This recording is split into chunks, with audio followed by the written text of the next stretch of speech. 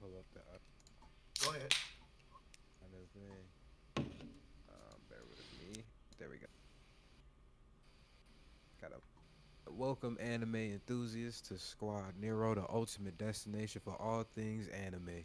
Whether you're a seasoned otaku or just taking your first steps into the captivating world of Japanese animation, you found your home. I'm Rob, aka Sage, and with me today I have Niall, aka Croco's Corner, Chef D, and T Smooth, your guides through the vast realms of creativity, epic adventures, and heartfelt stories that anime, animation, and gaming have to offer. Join us each week as we dive deep into the latest releases, explore hidden gems, and discuss the hottest topics in the blurred community. Get ready for a journey filled with laughter, tears, and the unbridled passion that makes anime a truly unique art form. Without further ado, let the anime odyssey begin. Ah, first time dry run introduction. Slipped up there at the end, but I feel like I did a pretty good job. No, it was cool. That was a solid introduction. My nigga Rob a host, natural born host. Yeah, I thought I'm you trying said to. something Yeah, that that was was E. cool. I'm so sorry. Oh, Yeah, honestly, it's crazy. All right, so let me mm, set this timer. All right, so we got the I timer. caught that. So first, nah, what I say? Nothing. Not you. Don't worry Okay. about it. Nothing. All right. All right. So week 7. This is episode 7. We gonna jump right into it. Start this timer. We gonna go over that JJK season 2 real quick. I want to get y'all thoughts and opinions on that season. Real quick, Rob, you talking and it's just never mind. That's my dumb ass. My notes was Yeah, I was recording. like, that's you. I'm My, watching no- it. my notes was I'm recording. watching it. Everything was being said. I was like, yo, what's going on? But all right, yeah, I go was ahead. like, that's kind of hard. I'm like, what you figure out here? I'm like, yo, I really need to leave y'all in charge of this shit. This motherfucker got a script. We about to put closed captions on. My bad. Oh shit! but yo, I just realized in the notes. So nigga, this shit recorded. That's what we talking about. This, Oh. this nigga got serial record. I was like, this man set up closed caption. We out here. Yeah. Oh. Now that is pretty I'm fire though. I sorry, mean, Rob. I if you ain't. if you put that on, we might be able to use that for subtitles for the video. I'm sorry, y'all. We all over the place, but we still working through this. You know, you seeing this full Yeah, we time. want to make better content. That's always, Rob. Is it go back to what we was saying in Croco's Corner when we was doing that. When we was doing the shows on that side, what we always say to the people, we constantly trying to get better. We constantly trying to figure out new ways and new things to make things better and more digestible for you guys. So that's what we doing. Yes, sir. All right, I'm gonna start this time again. All right, so JJK season 2. What's y'all thoughts and opinions? I'm gonna shoot for Derek for the first right now. Cool. I'll make it short and sweet. I'm not gonna lie. After season 1, I was like, this is a cool anime. I was reading the manga, read ahead a little bit, but then watching season 2, I was like, damn, like you don't really realize how much is going on in that amount of time in the manga. I mean, granted, they tell you what time everything is happening, but just like I feel like the animation and really like the emotion from the characters is just like that shit was perfect. Like I really thought it was like a good season. So that was just my short little recap. I'm gonna let y'all go ahead and beat it down. Pause. Oh, no. Okay. T, what you He paused it. T, what you thinking? It don't matter. Sometimes it don't even matter. I'm I gonna hate when give it those to Niall. moments I need a happen. moment. It don't even matter. Okay. Ooh, we okay. My T. season. Okay, so my JJK wrap up for season 2. I'm gonna just make two specific points. The first is in totality.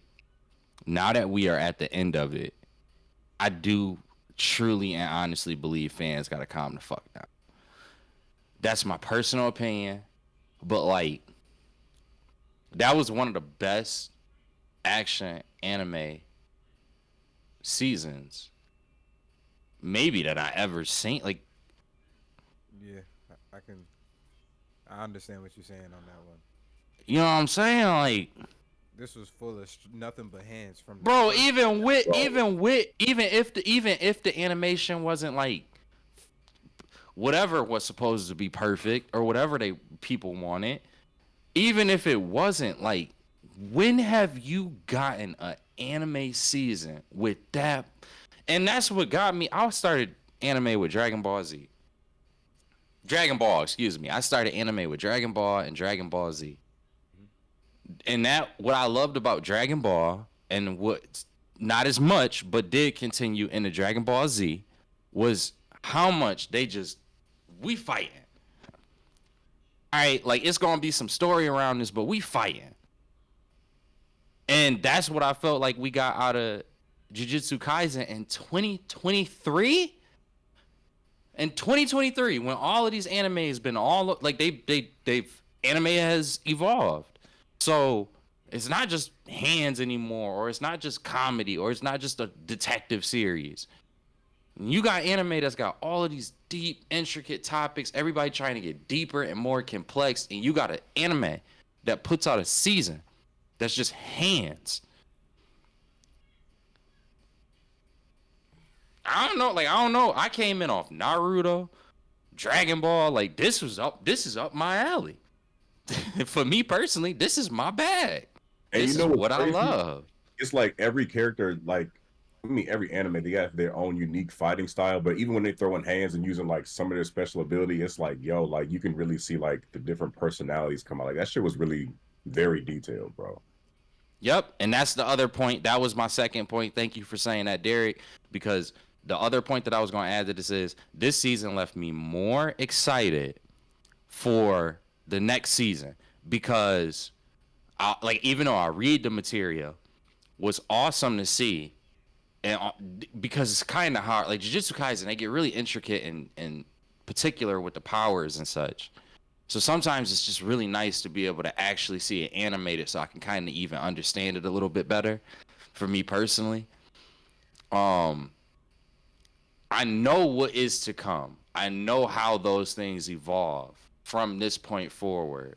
And season 2 made me very excited to see those things that I know will have to be animated and season 3 be animated. That was my other point. That's all I got. All right, Q, what you think? So, me starting Jujutsu Kaisen in season one. See, one thing I loved about the series, I'm like, this is gonna be a typical one. We know what's gonna happen. They gonna find a way to stop Sukuna, and everybody's gonna be fine. I fell in love with so many characters. I fell in love with the plot and everything, with the story. Nope. By this time, I did not read the manga. We get into season two. Like now I said, straight hands out the gate. Granted, yeah, we had hands in season one, but it was an introductory of the hands that you'll get. But season two, straight hands from the get go. Toji being OP for no reason. To Sukuna not really caring about anything going on. To Yuji actually having his moment to really step up. And them to kill every character we practically fell in love with. I didn't want to watch a Gami Got Killed 2.0, but they make it so good that I want to continue watching. I am ready for the Culling Games. Granted, I am rereading it from the end of season 2 just so that I can just reacclimate myself with it because it's been so long since I read from that point. But in my opinion, they didn't have to kill Nanami. They could have left my man alone. My man just wanted to work a 9 to 5, have a work his OT, and go live off on a distant beach. But because of that, this season literally to me is like a 9 out of 10, straight up. Nigga had to go. That's Yo, hey, shut up. Shut up. Yeah. Let me, nah, son.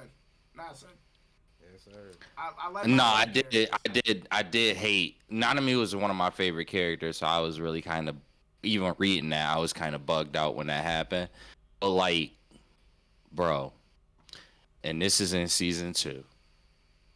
The way that all of it was executed, the idea of him just wanting to rest on the beach, and then here he is on this beach, but it ain't under the terms that he want, right? Like, the level of deep, like, fam, it made me love the character more, even though he had to go. He didn't have to go. They just don't like me as a person. Nah, deadass though. I feel like that's what made this season so unique. and so powerful at the same time, where we don't necessarily, especially in shonen based anime or manga, we don't necessarily get trials and tribulations that Yuji has been through. Like these somewhat probably say it's a few anime characters off the top of my head that I could think that had it worse than Yuji in terms of what to his friends and the people that he cared about and the people that was closest to him. Berserk obviously is one of them. Probably redo of Healer as well, but that nigga just didn't give a fuck about anybody, regardless. So Wait a minute, you actually finished it? no, Oh, okay. he gave off that vibe off the first episode. Nigga, yeah, I need to watch more Yeah, to pretty figure out. much. I I'm need to, just I mean, Pretty much. He well, was like, "Oh yes, yeah, I get I'm what you just mean, saying Rob." to really understand his true conviction, you gotta finish the other 11 episodes. So I'm I'm gonna need not you to doing that. sit down. Oh So we yeah, just cause gonna he go bypass that. crazy. I'm not doing that. So we just gonna bypass that and act like that was even brought up. Dude, it's a wild ride. That is a It weird ass. That dude is evil. is. He's not evil. He's justified in his doing. There's a difference. He did have to get That back. dude is. He He's did have not. to get back. I understand. I'm He just was there saying no. for You. But my thing is, at the end, this side topic is going to take a minute and a half. He was right. He was justifying his doing. Yes, the way he did it was very like over the top. But what they did to that man for years was worth everything that man had to do. I don't care. I don't care.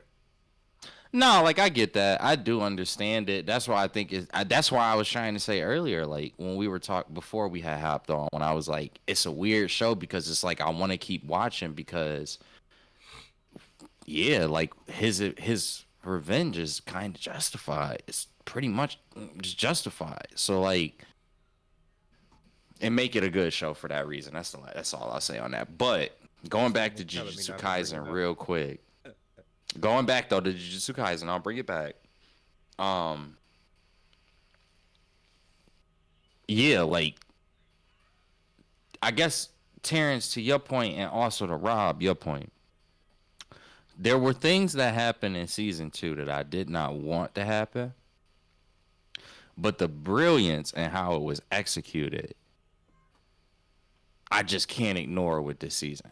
And again, I understand that people had problems with animation or whatever, like different things. There were elements where, like, I do understand those complaints too. Like, I'm not just trying to like write them off. I do really understand where people coming from with them. But boy, oh boy, in totality, when you even take my complaints and other people's complaints, that was a good season. Mm-hmm. That That was was very, good. I just very got good. one last thing. I just didn't like the way that it ended because the way it ended was in the middle of a chapter. I wish. Yeah, Spoiler alert! Just it's literally 2 seconds. When they introduced Yuta, I wanted when they introduced Yuta back in. I wanted them to have that moment where he's like, "I will be Yuji's," like pretty much, "I will kill Yuji." So we can have that moment where it's like it leaves us on a cliffhanger where we know Yuta shows up and Rika destroys that demon that was about to kill the little girl. But I wish they yeah. had that moment right after where they show everybody talking to Yuta saying, "Yo, you will still be under our control." Um, I thought they did with the no, higher ups, isn't it? no, No, they didn't they show they it in the they anime. rushed through it. They Okay. rushed through it, and I Okay. do agree with that. The last episode should have probably been season 3 to start, and they spent the right time Mhm. given that part because I do agree with Terrence. When you go to read it, there's a lot more energy on that entire setup and scene. Like leading up to what's probably going to pick back up into season 3 as well. But that's where I agree with Terrence. You going to leave us with this half started explanation for season at the end of season 2, and then you going to have us picking back up on it in season 3, and it's just kind of like, why couldn't that have just been one whole episode, either at the end where they did it right or at the beginning of season 3? I did agree. Like, it's so wild that you said that because I was low key kind of going to keep that to myself unless somebody else did bring it up, which you did. But I do agree with that. I Cause don't like that they did that. Cause it's like we get Yuta, we know Yuta because if you have never watched Jujutsu Kaisen Zero, and they show Yuta here, it's like, oh, this dude just came in Yeah. by this beast, and then the last scene you see Yuji like throw something, and all of a sudden all these demons come out, and he's like getting ready to fight him, and that's the end of it. They could at least save that for the last scene, but at least gave us the explanation of why Yuta's there. Like, Has everybody read it? yeah, Like you read at least the start of season, what should be season 3, Derek? Yeah. All right. Spoiler alert, spoiler alert, spoiler alert. I really thought that Yuta was going to kill Itadori the way that it was described in the manga. The way that they just broke it up in the anime are like, even if I didn't know, like if I try to put myself in like a suspended state of mind where I can empathize as if I didn't know, I can tell because of how they rushed it, he not gonna murk that man next season.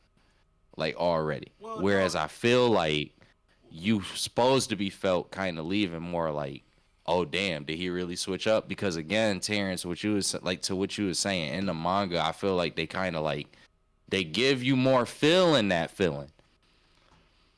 And they don't here in the anime, but they well, the in the thing manga is, they give you more. Like you really feel like, oh shit, is he really about to actually kill him? Like what is actually happening right now? well, that's the thing. They didn't really get much of a scene when he was talking to like the elders or the high up Jujutsu Kaisen sorcerers. Um, it's just you see him In the come in. manga, it was like, Yeah, in the anime, it's just he pops on the scene, so you're thinking he's there to help. So we're not going to know until the start of season 3. Like for just the average anime watcher, for the start of season 3, you're not going to know that he's there to body Yuji until that opening scene. If they do it right, it could be a banger, but they should have did that for the end of this, so at least we know exactly. we're I waiting think I until agree. 2025 because literally when they spoiler alert after he bodies like after that point where they explain and then he goes to fight Yuji and he kills him and brings him back. That's what we get the culling game. Like they could have at least gave us that point where he jumps in, explain everything, and then he gives like a look. They could have steered like this is where they could have drove away from the manga a little bit, where they could have ended where after that you pan back in on Yuta and he like gives that look, where's Yuji, and like make it seem like he's about to be on his John Wick about to kill him. I think to end it out right now, I think they'll expound upon it with a movie, since Crunchyroll subscriptions or streams or watching it through to Japanese TV or anything like that. The anime creators Mappa doesn't get paid from any of those. The best way that they could get paid, and Demon Slayer, I was watching a video about it. Demon Slayer was the best representation of it, where you can put or adapt canon, anime canon, manga canon via anime and a movie and still make a profit on it. You can still release the anime, probably tweak it just a little bit, put a little bit more information in there, but the movie is the baseline in order to bridge the gap from anime creators and the money that they're not able to get from the streams and everything else That that they makes should be sense. able to get. So I think that they're gonna expound upon it possibly from the movie side, make a Cullen Games movie, which I feel like would be even. Can you no? Can you imagine? Spoiler alert, because in between in the Cullen Games, it's a few fights that I'm fuzzy on. OD like the Hikari fight, Mm-hmm. a little bit of Maki's fight, Yuji's some of Yuji's fights and everything like that. But to end the to end the Cullen Games with Sukuna taking over Megami's body in that cliffhanger, do you understand how people would feel on their seats? They'll be on the edge of their seats. That's the I go hell. further than that. I actually do kind of like your idea, and what I would say is, because I was gonna say that, do we have a movie before season 3? I was gonna ask you guys that, so I'm glad that you brought that up. But I go further than that. Do a movie from where we just left off. A good movie. A good movie. So you figure Like, let's make it like an hour and 45 minutes. Jujutsu Kaisen is pretty popular. They probably could push for a longer length time at this point. Mm-hmm. Give me a 3 hour movie. Let's Yeah, let's do like a hour 45. Harlem Games got a lot of fights. They would need at least like I, probably an hour, closer to 2 hours type of I movie. would sit. Yeah, I I, would sit in Two and that a theater half and hours. watch that. Actually. I'll sit in that Two and theater a and half watch would be that. cool.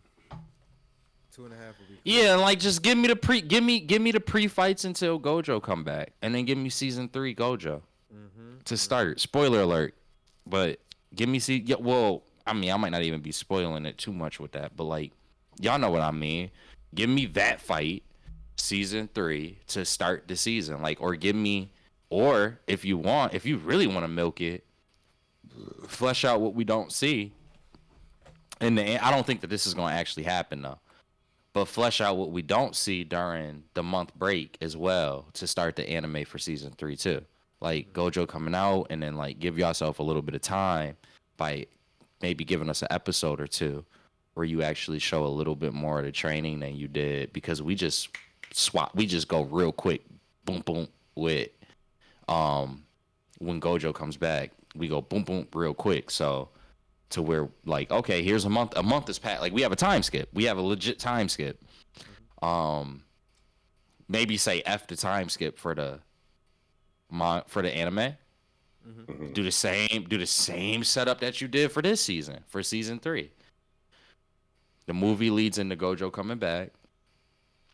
Gojo comes, we know that he's back now, so then the first couple, like the first half of the start is kind of getting ready and getting the fight going, right? And then like the second half of it is the conclusion of the fight, the people that's fighting after that. And then, I mean, I don't know if Jujutsu Kaisen is going to have a season 4.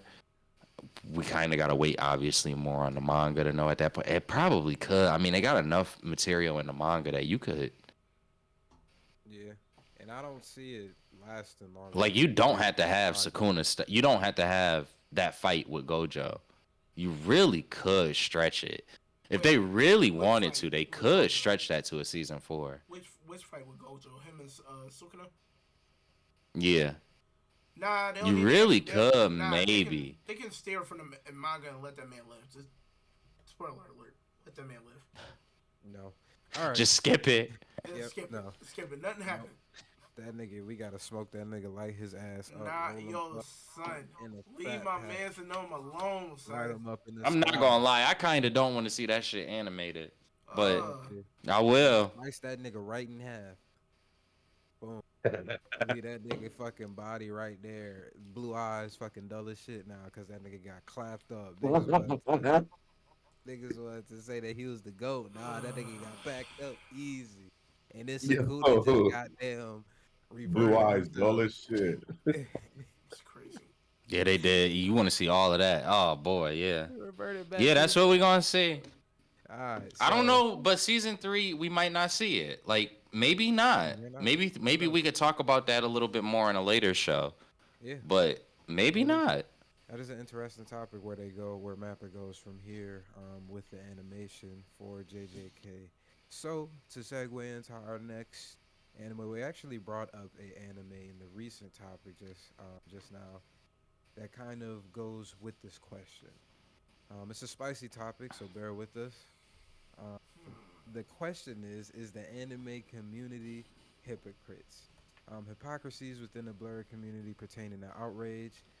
The example that they let weird shit slide in anime that they wouldn't know in real life, especially the over sexualization of women. I'm just interested in y'all generally feel about that. Um, Off the top of my head, real quick, I'm, I brought up the question, obviously, but it's always been something that's been on my mind as of recently. I just don't get. We have all these people who promote all of these things and rights for people, which is understandable. I'm not saying that that's wrong or anything like that, but there would be like a blind eye to what happens in anime. Like speaking on JJK just recently, they had the last episode. This nigga Wee Wee was in the bed, or Ooey Ooey, whatever the fuck that nigga name is, I was like, yo, and what? Lil brother was in the bed with his grown sister who was butt ass naked, and she's talking about like, yeah, you might be able to sleep in the same bed with me tonight because you're able to help me. Like that shit is a little weird, my nigga. It's not a little weird. It's a See, lot of weird, I think and it's people overstep that because we've seen other people get canceled. We've seen other people get boycotted for less. We've seen other people get plastered for it, but nobody in the anime community, or at least yeah, in a wide range anime community, is really stepping up to say, yo, y'all need to switch this shit up because this is weird, my nigga. You got uh, every single shawty in One Piece damn near has big tits for no fucking reason. You got Fire Force nigga always landing in shawty's poom poom or something, or her clothes coming off randomly. Like this is fan service. I understand that niggas out in these Asian communities, some of them in these Asian countries, obviously the birth rate is going down. Obviously, relationships isn't the same because of the dichotomy of their society and how men prioritize jobs more than actual interactions with people. So they don't necessarily know how to build those interactions with those people. So these animes became the caveat, became the bridge so that all of these men would still be able to have that feeling without having to actually speak to an actual woman. I understand all of these things, but it's a lot better way in order to do this, especially if you want to change this within your own community.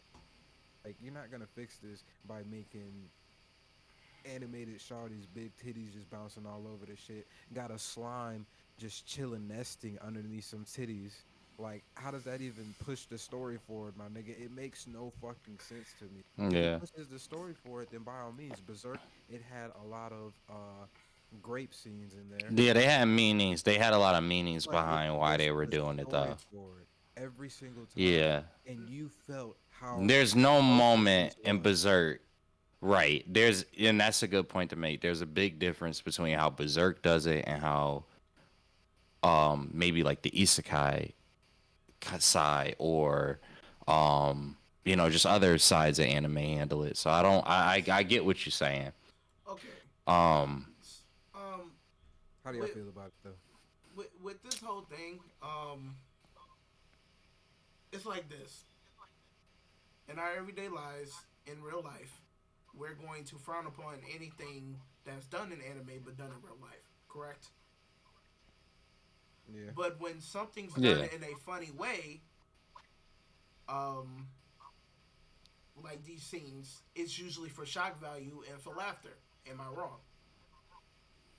I, I Yeah, Now, for the most part, yeah. let's get a yeah. little further with this. Yeah. We were groomed That's for this true. kind of stuff because, i.e., we've watched Dave Chappelle. Am I Mm-hmm. wrong? No. Everything about that is wrong. The Boondocks, wrong. But we still laugh at it because that's just something that we do. It's how we cope with these things. We No, but know it's wrong. Because you're that's a about to. different It's form different. of That's media That's though. different, though. I feel like that's a how. different form of media because it's comedy. So you're making But fun of even the these whole animes premise is is you're comedy. making fun. Like Konosuba, when Homeboy gets like grabbed up by the succubus, and he's like, "Oh my gosh, I am here." He's between two sets of breasts. Oh my goodness, I'm here. But what is that poking me in my back, bruh? We may frown upon that. Some people may frown upon that never watch anime ever. But us that's been groomed with all this stuff that has happened, like everything in our daily lives, it's like it's our defensive mechanism. But at least we laugh at it too. We laugh at a lot of raunchy stuff. Y'all watch Family Guy? Am I wrong? Y'all watch No, yeah. Simpsons growing up? Am I wrong? But now that we see it in like a different light, added with action, and for them to throw their comedy, like granted, yes, they can use other forms of it, but sometimes it doesn't hit. But if I see something like Konosuba that's gonna have me rolling and dying, oh wow, Sam Porter got hurt. I'm gonna sit there and laugh at it. I'm gonna find it entertaining. But in the same light, it's like I don't want to see that in our daily lives. Like it's only like I know it's not true here, but I can laugh at fiction, but I would not laugh at nonfiction. One point also in regards to this that I think too, like this is kind of like a issue with I'm noticing. American people, which I am. I'm not trying to exclude myself from that, obviously. Um, we be thinking the world work like we do, Mm-hmm. and it don't. Like it doesn't. Dead ass. Yeah. Anime comes out of Japanese culture. It comes from Japan, not America. Japan. Mm-hmm. Okay, all of the even if Netflix want to do a series that's an anime, they are going off of Japanese culture. Let's make that clear. Like, you know how black people we get, you know how we feel about that when it come to some shit that's like, oh, this some black shit. No, we not about to start mixing this up. It's some black ass shit, right? This is kind of the Japanese bag to be able to do that with this. They can say that. They can be like that. I don't know how Japanese culture is. I cannot start necessarily mincing American culture and ethics in the Japanese culture and ethics without understanding and knowing Japanese culture and ethics. Again, Americans, we do a very good job of making it think that because we work this way, that's how everybody else work. You know what I'm saying? Mm-hmm. And that's kind of where I do kind of run into an issue with stuff like this too, is because it's like, yeah, from the American humor side, this might not be funny. From the American side of like how these things go, this might not be like we genuinely, and I don't necessarily think that this is a bad thing that we feel the way that we do. But again, you cannot expect every other culture to feel that way. I just got done learning about an Indian tribe that is cannibals. But like they people like over in India, they know what's up. They understand why that tribe is like that. They know that tribe's beliefs. They know that they like that. We don't stand for no cannibalism here in America. Mm-hmm. So if somebody want to go and make a documentary about this Indian culture that again has a completely different cultural system than the one that we have in America, you can have I think that it's in a lot of ways probably good that you stand on the principles that you do even when you watch these things as an American. But you kind of got to be careful necessarily and how your judgment come upon these things, because unless you completely understand the ambitions of the Japanese culture, you understand how they view things, how they view their own societal progression, like you kind of being offensive to me in that regard if you're not taking these things into consideration. You talk about a whole nother medium that's not even from your country and you mad at how they do things. And it sound kind of messed up saying it that way, because I don't want to undermine. Like, yeah, I do feel uncomfortable at certain scenes and certain things that they do in anime. I genuinely do. I don't like it because of my American culture and upbringing. That's not something that's okay. That's not necessarily something that, like, we just not necessarily trying to put attention to. That's how we feel about it here. I don't know what world that mangaka is in. Like, I genuinely just don't know. Now, granted, if we need to have more conversations in regards to this to try to improve upon Japanese culture, that's fine. But I just think we need to maybe look at it and talk about it in that regard, and then like bring them in regards to understanding it in that way.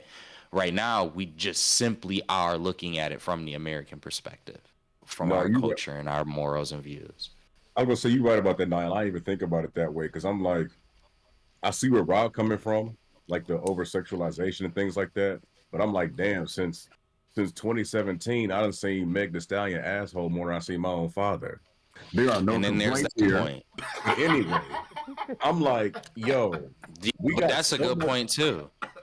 we got so much going on, like you said, in American culture. It's like, yo, can we really sit here and talk about somebody else shit and be like, yo, how dare y'all show uh these Japanese women with titties, bigger than watermelons. I'm like, these are just characters. Like Terrence said, it's like this could be comedy for them. Like, oh, it's just over the top shit. And then for us, it's like, oh my gosh, because we deal with things on a daily basis where women are like, stop objectifying my body, and we hear the complaints. We don't know what women in Japan saying. They probably in business suits all fucking day, you know. And then it's like women here are like, stop looking at my titties. It's like it's made such a big deal here Where in Japan, it's like, oh, we can actually make a joke about some of this shit. They probably mocking us whole time. But anyway, But that's very possible. and it's like you look at the animes, and it is cartoons. They don't have TV shows where they probably do. I don't know all about their culture, but it's like what we watch from them is just the anime, and you don't see no uproar from Japanese women. When the last time you seen Japanese women petitioning, stop drawing us with big titties, stop drawing us with these hips and these waists and doing this and that? But it's like over here, we complain about everything. The women complain, then they go get their body done to look like these characters. So I mean, I see where you're coming from on that front. And at the same Yeah. time, to go off of what Derek and Rob was saying, like Derek, you were saying like they draw their women like that, but at the same time, it's like what Rob was saying, the way the culture is with the men and the women out there, the men are working so much. This is probably like what they see, and the women want them to. It's like I don't explain it. It's Yeah, like the work women is out there different out there. want the men to see them as that. That's why it's like they're trying to push the motive. We can be this way if y'all turn It's a in, different. like look at us. It's in the cartoons. We can do the same thing. Let's procreate something. Yeah, like that's they Hollywood is anime. Mm-hmm. My only thing is to probably just put a button, a bow on this conversation. It's not per se trying to like be like, okay, y'all need this certain type of threshold in terms of the mangaka. I can understand why they're doing it in the skewed, I guess, vision that they have doing it to a certain extent. It's just a lot of anime people I see are the same people, the SJWs, the same ones that fight for people's rights and everything like that, but would be the same ones to overlook all of that for anime. You It's talking just about the hoes then? Well, the women then. men and women That's when combined. you Yeah, say but see, SJW, that's where we gotta be more intelligent. because That's you where we say not be. Yeah. you figure when we was at DreamCon, and you can tell the people that be having issues with shit in America based on how they look. You feel what I'm saying? Mm-hmm. Not trying to say we gotta always stereotype, but I see what you're saying, Robert, because it's like Shorty would be mad if you catcalling or something, or you're looking at her ass in public, but you come to DreamCon dressed as Sailor Moon, but you ain't got on no panties. And then it's, oh, you dressed as Nezuko, but you got a thong on and your ass cheeks showing. You dress like the girl we was with, A Train. Like you got your ass hanging out your shorts. But God forbid if we wasn't in this type of setting and somebody was looking at your body like that, you would have had a problem with it. Yeah, that's why I think people gotta become more intelligent. Like, Mm-hmm. bro, if you wanna complain, well then just say, okay, hey, we wanna talk to the entire Japanese culture. We wanna have a better understanding of this. You take one medium within one culture, think you know the entire culture, Hmm. mix it and blend it with how your culture views. Don't introduce the proper conversations. What are we doing? What are we doing? Like, if you really, like, that's what I'm saying is like, if it's something where you, like, to those people who are in those realm, in that realm, if it's something that you do genuinely care about, then you need to, like, bring it like you do all of the other issues. But Mhm. I doubt you gonna get like I'm not trying to discredit people, but I'm just speaking and generally what I've seen and what I've known. I doubt people gonna be like, okay, let me go find out how much this actually is a thing in Japanese culture as a whole. So so that Okay, goes let me with see what. if I need to go speak on that. You not gonna do that. You So not gonna do that. so I got a good example. So you have anime that's out of Japanese culture. What kaiju comes out of Japan that we all know? We all know and love. Godzilla. Okay. Do you see PETA trying to fight them when Godzilla's fighting Kong or when they're shooting missiles at a giant lizard? PETA's about animal rights, right? Godzilla, do he got rights? That nigga Do is we an can play? extraterrestrial But titan. it does not matter. He's still an animal. He's That still nigga a is not lizard. an animal. He's That a nigga is lizard. He's that from the nigga is lizard a And class. that's where I do get like frustrated with stuff like this though, is because that's the other part, is that people want to have people want to have more nuanced conversations, and I think that's fine. I love nuanced conversations, but have you considered all of the angles? Mm-hmm. Because to the point that Terrence just said, like, okay, so should PETA be stepping in for things like Godzilla? Should, like, there's so many different elements where, again, though, it, we want to speak on things that we aren't necessarily fully informed on. Mhm. Hmm. And that's our problem, especially as American people. Like, we don't know, like, yo, how do I know somebody? How do I know somebody? If an author wrote a book, right? The author writes a book. I read the book. I like the book. I become a huge fan of the book. Do I know that author? No. Go, if you don't believe me, Right. go shit Stephen King. I just got done reading it. Stephen King made a whole book called Misery, explaining how you don't. Or even You don't. You when don't Stephen know a King wrote person. it, when Stephen King wrote it, there's a lot of over sexualization of children in that one. Yeah, and then it's that That's there's the the hypocrisy in that, right? Yeah. But yeah, like you think about that, like we have these own elements that we blend. We might, and there's that element. That's why I'm saying it's such a nuanced conversation that, like, if you want to have it, we can have it. But like, I'm saying to you, I don't necessarily want to dive into it because I know that there's a lot of elements to this that I'm personally going to lack in this conversation. I just really challenge anybody willing to go to the length of this to do the research that would need to be had behind it, come to an informed decision that's not generalized around one aspect of the culture, and then let's have a larger conversation. But that's not, again, we so, like, we try to, like, we so ownership of things that, Yeah. like, now that anime has a large following in America, which still doesn't even rival. That's the funny part about that, is complaining about these things so trivial to me, because it's like combined, I'm pretty confident the global, outside of the US, the global aspect of anime is still significantly larger than any US presence of anime. But Hmm. we want to take hold of it and start talking about our complaints. That's American entitlement. I'm sorry, but No, that's you're right. American entitlement. You gotta understand, like, all right, word, like, I'm not mad at the conversations that you're having, because as an American, these are things that I do believe in and stand in. I don't like the idea of pedophilia. I don't like the idea of child trafficking. I don't like the idea of a lot of bad things that I know do happen. As an American, I have a voice to be able to talk about those things, at least from a national level. But then I also can have the opportunity to participate on a global level as well, right?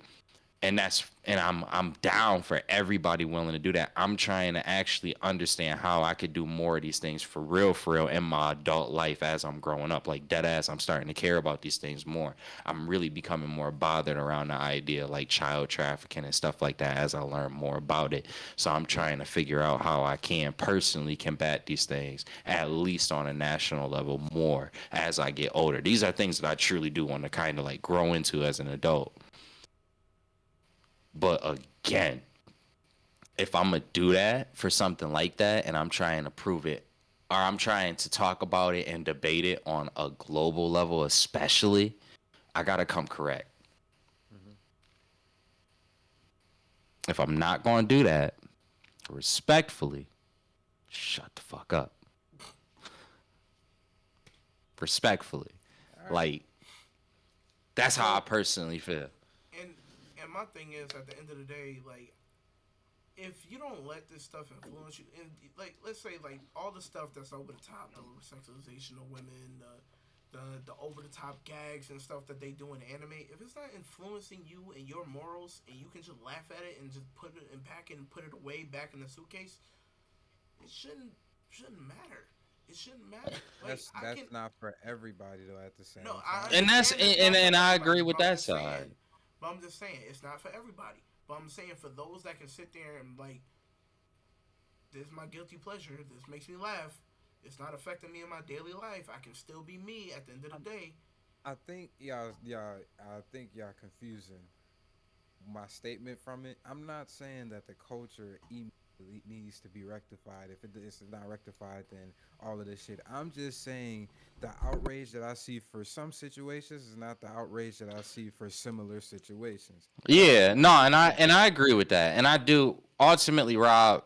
I will say this: I 100% agree with you in that regard. I do absolutely agree that there is a hypocritical nature amongst anime fans that do kind of bleed into this side. My thing though is just before you have the reaction, go into detail with what it is that you having a reaction for. Mm-hmm. Like, that's my problem with that. Is like, I give an example. It do kind of seem weird that there is a over sexualization that seems to be a general understanding across all mangaka. Demon Slayer was done by a female woman mangaka, to my knowledge, right? Nezuko Titty's big as fuck in that. She's When at least when she grow up as an adult, and then Nezuko goes back and forth between this robust woman and this child, right? mm-hmm. And that's from a female mangaka. I need to learn more. I need to know more. Like, if I have that question, I need to understand this a little bit. I need to understand where And this is coming from a I larger think Robert's scale. saying too is like, yo, we got women that's like, yo, stop objectifying my body, and niggas is like, yo, how can y'all do this to women? And then it's like when the anime shit pop off, niggas like happy and jolly about it, but they don't see a problem. I see what you're saying now. It's like it's the Japanese culture, but people don't hold. You saying they don't even care? You saying I get what you're saying They now. say I it. They think I was saying kind of like when it's to confused. American shit, like how dare y'all do this? But then they turn a blind eye to it, like, oh shit, I could dress up as this and have my titties out and be objectified to be my favorite It's just the superhero and all this idea. shit. Okay. It's just Well, I get what you're saying. So It's just the idea of like, why is it that you care about this in so many other avenues, so also, but you don't care about it here? And I don't know. I don't have so an answer for that, to I I guess. can piggyback off of you now, well well like just to go off the Derek Star and your thought, Rob. Like if I go to a con, I know my place. I know that I can't just roll up on a woman, put my arm around her just because she's dressed like half naked. In society, we in America, you're not supposed to do that. Even if they're dressed up like that, trust me, I'll come to the conclusion. Yeah, if women want to dress, they can dress a certain way, even though it may be sending a certain message. Still, you're not supposed to like hug up on them if they don't want all that, or you grabbing their behind and stuff like that. Yeah. You're not supposed to do that. You're not. Yeah, granted, like they dressing up that way. I know respect. I've been to cons. I've been to multiple cons. I've seen people dress all kind of ways, but that does not give me a right to do whatever I want, or even like put my like do whatever I want to them. Like in society, you're not supposed to do that. And it's like this. I'm not really turning a blind eye to it when I watch anime because it's a cartoon. I can't physically put my hands on it. It's just I know as myself in American society, you're not supposed to do that. Women always talk about that, and no, even though I'm dressed this Yeah. way, that's not the message I'm sending. Even though it depends on the location, the matter, what you're looking for at the end of the day. If I'm at a con and it's like that, I'm not. Oh hey, how you doing? Take a quick picture. Is that okay? I have respect and morals when it comes Yeah. to stuff like that. You saying even when you do go into the position where you're around the space that could make that the most live, the same things that you're seeing in anime, you still obviously know that you're supposed to have a certain level of tact and just guideline. Yeah, Like, it's just you're not respect. supposed to just wild out. Yeah, Now, see, here's a good question though, and again, and this is where I get mad because I'm cool with people having the questions. Just ask the right questions.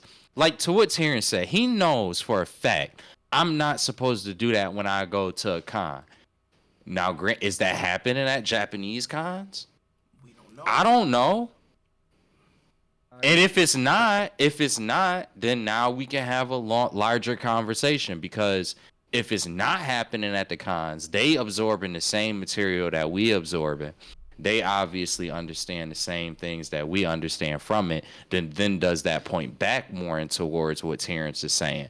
Is that, well, why are we being so critical of something that, like, first of all, we don't have a full cultural view of, but then beyond that, the people who are absorbing and digesting it aren't acting upon it in those same ways when they're even put in positions where they may misconstrue that to be possibly a reality.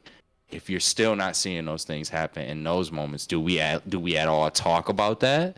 Do we at all? That's what I'm saying. I think that the conversation isn't a bad conversation. I Mm-hmm. genuinely don't. But we not having it right. We not. We put, and this again, it's not just for the topic of anime. It's for a lot of different things. Yeah. We put too much of our like, and this is where, Rob, to answer your question, do we become hypocritical? Yes, because even in things that's aside from this topic of anime, there's so many instances where we do get back in regards to being hypocritical to these same thoughts and to these same and to these same ideas and principles. And I'm not getting mad at the person that's necessarily being hypocritical at it. My problem is, before you get to the point where you necessarily are being hypocritical about it, have a larger discussion about what it is that you have a problem with or that you could potentially be hypocritical in having a problem with. Just have a Yo, larger So discussion. I'm not trying to cut you off, but I think because I just reread the question and it wasn't like American society. We because we talking about like within the blurred community. So I think we just been going off on the question anyway. But like to Rob's point, I think yes, there are hypocrites, like we all been saying, but I think it's just like talking about the blurred community and not like from American society though. Yeah, not That's we ain't probably true not too. really deep diving I'm into thinking, it. I'm thinking when Rob, like, because I see what you saying, Niall, and I see what Robert's saying at the same time, and I'm trying to put it into words because it's definitely like a hot ass question. It's like within the blurred Hmm. community, and it's just like objectifying the body, but I'm gonna let this shit slide. And it's like Rob said, there's some grape scenes, and that's never funny. That's never enjoyable to even watch or look at. And it's like there's shit that we see and we continue to watch, and there's like, oh, it's just anime, and it's like, understand we not gonna succumb to anything we see in these things, but it's like even if you're saying, oh, it's just this, it's just that, it's just like, but you just letting it slide. Now, would you Yeah. now how would the blurred culture take it if somebody black started an anime and put a scene like that in there, or had black women in anime with big lips, big titties, and big asses, and it's like, oh, you objectifying us, but it's like, but this is what y'all been watching, so it's like, To Terrence's point earlier, though, we've already seen that in things like Boondocks.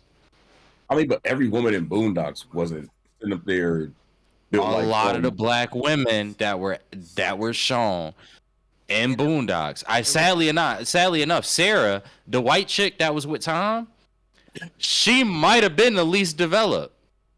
so Dead ass. Think about the show. Think about the show for a second. in turn, I know Whenever what you're they saying show in terms of black development, women, but I'm saying, look, we got the Boondocks. That's one show, but we don't have the fucking PJs. We don't have the Proud Family. We don't have Penny Proud growing up with her true. ass stuffed up and doing all this and that. Like you said, it's a cultural thing, but at the no, same time, it's like no. certain things we wouldn't let slide if we was the ones doing it. That we just let. That's I mean, fine, and that's that's fine. what I know. That's what I'm Just saying. I'm that's what like, I'm saying. Have the larger conversation about it. It's just like, it's kind of like, this kind of remind me of like the NFL and NFL fans. This kind of remind me of that in a way. So this whole thing, Um. like with, two points. No, no, no, I, 2 points. 2 points. 2 points to finish it out because we've been rambling. 2 points to finish it out. Okay. One, y'all brought up the lady mangaka explanation or reason, and most manga is bought by men in Asian countries, obviously. So she already knows the audience that she's going for and who she needs to tailor this for. She's tailoring it and having all these things because it gravitates towards men in that culture because again they focus on work and their studies more than actual human interactions with women. and building Hmm. relationships with women. Right. Yeah. That's the medium that we're consuming. Now, That's one of the ways why. Second point. Damn it. Damn it. I think I forgot it. Damn it. well, I can think I? I forgot. Well, Go ahead. we have a viewer that commented. He asked the question. Well, one, when we were talking about different characters and stuff, he brought up Jinx, the old Pokemon from the original 151. That's You, a good you point to don't bring it. see Shout out to you don't you. you don't my homeboy Soldier first class. Shout out to you. But Jinx being one of those Pokemon out there, it's like, are they making fun of us in the black community for that Pokemon? And yet people still want to catch that Pokemon. They still want to catch. It's not like they're leaving that Pokemon out when they're sitting there playing the game. Plus, on top of that, he had another question. Do y'all think the Proud family was represented well in that way? Um, when you have, when you have a This is a like good that's question. trying to represent any races, especially before I want to say the 2020s or some probably will say 2015, before people started to look more in depth, start to ask more questions, and start to be more informed about people's races. You had the pros and cons of different things. The Proud family might have been one of the better ones in terms of representing black families, but still in there you could probably find some cons about representation of specific individuals. And I can't necessarily say it was great in that aspect, but it was a lot better than the other avenues of or the other materials of media that we were able to consume throughout our time, And type of shit. so my whole thing, he also said, because I like Proud Family, but if there are things that offended certain groups, I want to know so I can be aware of stereotypes going over my head. Like when you guys said how these characters are drawn. Are being drawn. Yeah. It's like, No, it's a good point. and my last point to finish it out. I finally remembered it. It's kind of like a campfire. We sitting here, we building a campfire. The campfire is full of all the deviants and everything. That's what's fueling the fire right now. It's all full of all the deviants out in the world right now. Yo, Now you add upon anime, which most of the time they're underage in the 14 to 16 range. Yeah. Sometimes they're shown yo, having orgasms from food. Sometimes they're shown having big breasts. Sometimes they're shown their skirt going up. And you're all throwing this onto the fire. And it's no way that this fire can't build at some point in time. That's It just goes that's back all I'm to a saying. larger discussion to me though. That's my biggest thing. Is like if we I'm not mad at the conversation of it. I can't be American and say that I care about Hmm. these certain things, but we need to have, and this honestly goes back. That's why shout out again, Soldier First Class. Shout out to you because I think you kind of like you brought me more into my thought a little bit, but he is right. In series like Proud Family, there was a lot that they maybe didn't Thanks for the Benny Soldier. overstimulate, but there's a lot that they were a little, they were stereotypical about. There were things that there are people who they may have offended in that. This may speak to a larger conversation that we just need to have in regards to like maybe cultural entertainment, cultural ethics, whatever. But like you can find instances where people are wrong in every like in almost all of the demographics. Even if we just stick to animation, whether it's American animation, whether it's Japanese animation, you can find instances where we've made mistakes, where maybe there have been things that there have been certain like directions that they've gone on both sides and they've continued it and they've carried it out where we need to have more conversation and discussion about it. But again, if that's the case, let's have the right conversation and discussion about it. But the problem with a lot of us right now is we just kind of want to nitpick and find a specific group. Like we want to tie things to people. Hmm. That's our big thing right now. Hmm. It's like let's find this group, tie it to this group, and Hmm. put all of the responsibility and everything on this one specific group. When the conversation may be more nuanced than that. And Okay. that's really, again, not only in and again, you could bring this conversation up in anime, but you can bring it up in a lot of different things as well, because we doing the same thing for all of these different things. Hmm. It's let's find this one group, let's berate them for all of it, even though this might possibly have more nuance and there's a larger conversation that we need to So, be having here. all right. And unfortunately, this with anime is the same exact thing Now, that we see in so many different things. so now with the whole question being about the blur community, let's talk about let's go further back in the '90s when we were all born, right? Were we really exposed to anime for the first 6 7 years of our life? I'll be Probably right not. back. No. Oh, No, no. What were we exposed to? MTV, VH1, everything. We have the Uncle same Luke, thing. huh? We have the same things that probably in our own unique circumstances, depending on our cultures and everything. No, We I have the I same. get that, but at the same time, are we coming down on all these rappers that had these video vixens in their videos? Now Are they we are. come now? But I'm talking back then though. But I'm not. We're not having this conversation as if we're going back in time in the 90s and what we were accustomed to then. We're having this conversation right now and how society is to. But even still, I understand society in the past and today. But society is, I understand society is always changing. But you still got to look at how it was. Like now, it could be anime for us, but it was videos back then because they're not really doing music videos now. Is this Yeah. something? But my question is this something that we're dealing with in every generation?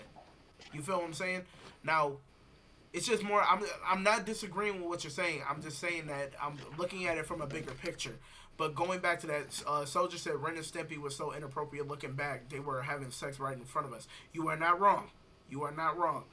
Um, but I'm trying to look at it from a bigger picture from different societies because society is always going to be the same. It's just going to be different elements. Like right now, we have the over sexualization of women in anime. We had over sexualization of women in music videos back in the day. I'm just saying, is there any? Do you in your brain? Is there anything we can do to try and move forward past it, or will we Well, continue to have a a an outlet for it for every generation? Will there always be an outlet? You feel what I'm I saying? feel like I feel like we have one. We start to have the conversation at the base. There's a section of humans that want to try to improve. And this is the only thing that I'm trying to get with this whole entire conversation from my standpoint. You're not going to be able to change this overnight. I'm not demonizing Japanese people for the way that they're doing these things. I'm not demonizing people just because they're hypocrites. I'm hypocritical in some facets of my life as well, and we all are. Or none of us are perfect, type of thing. We all fall short at some points in time throughout our life. But at the same time, I just want to have the conversation to be able to push forward so that we don't have to have these avenues in the media just to get a laugh out of somebody, just to get somebody's attention in a certain form. You don't have to show some titties on a 16-year-old girl just to have somebody enthralled in the story or keep them enthralled and keep them coming back for more. I would hope that we would it would involve a much more intellectual approach to keep our attentions going forward. And the only way that now I agree with is we have to have a nuanced conversation. Obviously, it's going to be difficult because it's a lot of avenues that one could take. It's a lot of things that people can go from a lot of post subjects or like little dividers of subjects from this that you can break down and everything like that. And Soldier First Class just responded. I think anime is already a stigmatized form of media for being for kids, which isn't so over sexualization of female characters doesn't help us trying to introduce anime to others. Similar to back in the day when video games were considered and still are brain rotters, and yet grown adults binge watch pro wrestling and sports. Y'all, this is some good talk, smooth. Why you didn't tell me you do this? Yeah, I It just appreciate you, started. Soldier. It just started. We appreciate you, just Soldier. started like what November? Yeah, November. Yeah, we just kind of Appreciate you, getting Soldier around with First it. Class. I Yeah. We also appreciate you though. Yeah. Yes, sir. We also have a YouTube too, so you could tune in. You could watch all the previous ones at Squad Nero podcast on YouTube. If you want to lock in, we will greatly appreciate that. Like, subscribe. We can start doing some things for you since you are our first heavy commenter, I believe. I think we had another No, person, but I have to I don't figure have out their the names. YouTube code setting yet. I'm still working on that. But appreciate you though. Appreciate you I'll though, send you the Soldier, link, first Soldier. Yeah, off. we I'll send it right now. appreciate you. I'll send it But to you right now. at the end of the day, I'm happy that we are able to have this conversation and unpack it, even though we're not able to come to a consensus in order for a clear pathway forward, because most of the time in life you never find a clear pathway forward. You kind of stumble upon and then you find some shit that works and you continue to build upon that type of thing. And that's all we can do with this conversation is talk about it, at least bring it to the forefront, and then build upon that as we Continue go. talking about it. Yeah, just like again, it's an uncomfortable topic. It absolutely is. It's something where it's very nuanced as well, which can lead to in and of itself just a certain level of awkwardness, you know. But again, to make sure that we're having and to kind of go a little bit more with what you were saying, Rob. we have to we have to talk like this about it if we do have a problem with it, Hmm. so that way we can try to figure out what is the questions that we Yeah, should be asking in the first place. yeah. Instead of Because just going again, straight to when demonizing. because I was just about to say like if we just go off the history, y'all know I love history. Soldier, if you like history, I got some history stuff on Crocco's Corner too. You could peep that out. But y'all know I love history. And like so like when you think about the history of Japan too as well, Japan was a place like when we go back to like the Edo period and such, um like they were very underdeveloped, and you started to get countries like Portugal that were visiting two different places around the world, one of the places being Japan. And they not only introduced obviously like different cultural things like spices and such, just like different things that they had got upon their travels, but they also obviously introduced to them this idea of like the progressive Europe at this point in time in history, the progressive European expansion. And when Japan got wind of that, they realized and they understood the brevity of where the rest of the world was at. They really started to feel as if they were behind. These are things that we start to see expand further as we get into World War One. These are things that we start to see expand further as we get into World War Two. It was one of the reasons why Japan in both of those wars went as hard as they did, is because of that sense of feeling as if they were behind. That's something that has been a remnant of Japanese sentiment to some extent. Especially, bro, you get bombed by two atomic bombs we ain't even seen. You since, I mean, I kind of get how they feel the way that they feel. I'm Yeah, just gonna put it like that. I do. yeah. And we are the last people But to say you should change up anything within your society and everything like that. well, After, no, we were the first ones to. We no, were the first ones to. After World War II, we told them you got to be democratic. I'm saying we should Is be the that what you're last saying? ones. Yeah, we should be the Yeah. last ones to say anything after everything that we put them through, especially with the Yeah, we Japanese pushed atomic our thing. culture. Yeah. And we pushed our culture on them. Like if you look at Japan today, it is a democratic society. This is why I'm saying like I'll be knowing some stuff like this, and even at that, I'm trying to be like humble when I say we need to have a more nuanced conversation. I'm not even trying to be matter of fact. I could kind of be a little matter of fact because I do know a little bit about this culture. Hmm. So I'm be a buck with you. I probably could be a little matter of fact, but I don't feel like that's the right energy to have. So in turn, what I say is, when you think that that's the background and history that the country of Japan has had to endure within the last, at least if we just go off the last 100 years, it goes back further than that. But if we just go off the last 100 years, right? Hmm. Then in America, you know that in Hollywood, terms like sex sells is a big term. What you expect out them? What do you expect out of the people that we bombed and told you need to be like us? And they got to find their own way to do it. Yeah. Does any of this get into consideration when we start talking about these things?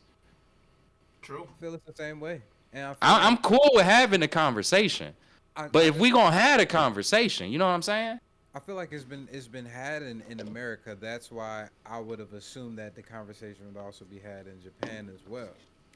And I or at know. least And I'm not saying that it's been had and it's been a It's a whole good point. sweeping of changes that's been going on, but the conversation has started over here and it has been for quite some time. We could, I guess, technically base the start of it from the Me Too movement, where people were Right. saying we need to believe more women, we need to listen to women, and how we actually promote them within media formats of all Just sorts of respect them, periodly, just because respect that's them, really period. the whole Me Too movement been a conversation on that. Is this idea of how is the respect in regards to not only women thoughts but even just women bodies? How do we actually respond to those things accordingly and appropriately? And I think and again, these are all good topics. I'm not mad at the topics. I think they're great topics. Yeah. But again, if we just gonna have them, we just need to make sure that we're having them in the proper, and that's why like so many American problems I feel like are not getting solved. Mhm. Mhm. We don't have the conversations in the proper lights. Yeah. We're not considering everything. We just consider the things that we consider our sentiments and our feelings, And that's and it. then we project that into a different crowd for a different topic or a different whatever. And True. But expect them to the just reality is, go with that. in life and world, right, in reality in life and world, you have to consider how other people feel. You have to consider their experiences, their culture. You have to consider all of these different things when you talk about larger conversation, which this is a societal conversation that we're having. We're having a societal conversation, so we have to like really put our work in if we really care about it. We have to put our work in to properly talk about those things across the societal and global aspect that they impact. Oh boy, and I'm glad that we did have this topic because it really Yeah. did kind of hit a nerve. I'm thinking in the back of my head about how much this is real and certain like other things that we trying to talk about. Yep. Mhm. Mhm. Like in America, abortion is a great example of that. I just hate to get this off of anime, and I'll stop as quickly as I start, as much as I can. But that's a great example of that. Mhm. Like I think that the idea, I'm a very Christian spiritual person, so this is a very like touchy topic for me personally. Like personally, it is. It really is. But it is I understand and respect. It's a very nuanced conversation. In Texas, not too long ago, there was a woman. Doctors, everybody viably said the baby that this child would be having if she had it to term would be a dead baby. Like it's a dead baby. And because of how nuanced this conversation is, we have states where they're like, you have to deliver a dead baby. I don't like that, but we need to have a more nuanced conversation around these things as a society, as an American society. Like we need to be talking. You ain't wrong. So that way we can understand, because there's some levels where on the pro-life side, because of how I feel spiritually, and there's mad other people that's mad spiritual. There's people on this, I know for a fact there's people on this very session now that are very spiritual. And so, where do these things, like, where do we need to look and examine the nuance in regards to how these things kind of play into spirituality, how they do play into people's morals and things like that? Again, like I said, I don't want to go too much into that, but this is the same types of language. Like the same thing that I'm saying about this is the same way that I'm speaking about this problem that is being discussed about, or, that we brought up in regards to anime. It's nuance, baby. We got to put the nuance there. That's all. Well, that's the I guess the MVP of this podcast is be the talking through the others and opening up to be able to get other people's viewpoints in order to bridge a It's conversation. a That's good the only way topic. we're gonna be able to have an honest conversation and to be able to actually understand where other people are coming from. We can't demonize them or just put them down and just say that they're less than. We have to understand and let them know, hey, we're on the same type of playing field. We just here to want to improve everybody's life as a whole. Because if I can improve your life, then it might trickle down to my life as well, vice versa, and the domino effect keeps rolling and rolling. So I'm happy I was able to have that conversation with y'all. I feel like it It's a was a good topic. Yeah. very good topic. Thank you, Soldier First Class, for keeping up with us. I'm gonna read the last two comments he made. Hell yeah, that's what got me to stay with you guys. Got good convo, man. I'm here for it. Not that I wouldn't stay for you for you, Smooth. I just want I like to stimulate topics, man. Y'all gonna go far with this. Appreciate that. Appreciate that a lot, Thanks, Soldier Yeah, I First. Soldier. appreciate you, Appreciate Soldier. it. Thank you. Appreciate you for gifting as well to us as well. I think that's what it is. I'm still new to this Twitch lingo. So yeah. All right. So next topic. So we don't bulk everybody down with this one. I'm thinking I'm gonna just combine these two topics since they kind of fall under the same realm. Y'all brought up the state of Yeah. the MCU. The question I was gonna bring up was a Jonathan Majors case conclusion, since it has concluded and everything. But we can basically encapsulate both of those together since they're part of the same things. My main thing, what I want to ask y'all personally, we know the conclusion for the case. Jonathan Majors was found guilty for, I want to say, negligent assault. More so along that lines. Basically, he hurt his girlfriend at the time, but he didn't intentionally do it. All right, he wasn't Yeah. found completely of assault where he intentionally meant to do it. The Mm-hmm. jurors found that he unintentionally did it. Yeah. All right, It's viewed as an unintentional assault, essentially. unintentional assault. Just to make things very basic, all of that. So now we seen. I don't know if you've seen it now. I think I posted it in the group chat that ABC or Good Morning America is actually having an interview and posting the interview with Jonathan Majors. Funny enough, I found out that Good Morning America is actually It's owned owned by by Disney. Disney. Yep. Yeah. So I've seen some people, I'm on Twitter, I'm the Twitter troll and everything like that, running around figuring out how people view different shit and everything. Um, how do y'all feel that Disney, who both of these properties, fired Jonathan Majors on one of their properties that they own, only for a different company to use it? And certain people were saying, well, Disney doesn't have control of ABC or Good Morning America and all of this jazz, but they still own ABC, Good Morning America. I'm Yeah, pretty they can sure do whatever Yeah. they If want. it was something, if it was something Disney wanted to stay completely away from, Good Morning America would not be doing it. yeah. So yeah, you Probably know what go I on mean? Like, yeah, Dateline or you gotta something. call them on their shit. So I'm kind of perplexed. Some people were saying on Twitter that this is kind of like a PR tester kind of thing to see if I people kind of feel that way.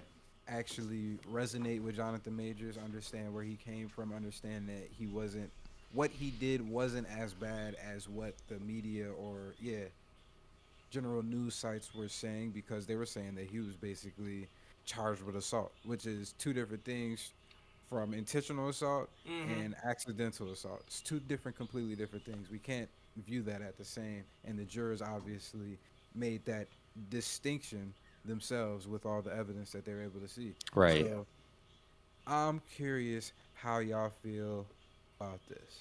Well, it with me it's just like me watching the boys all over again. If y'all remember, y'all know Vought is like the big bad throughout the whole thing besides Homelander. But Vought Hmm.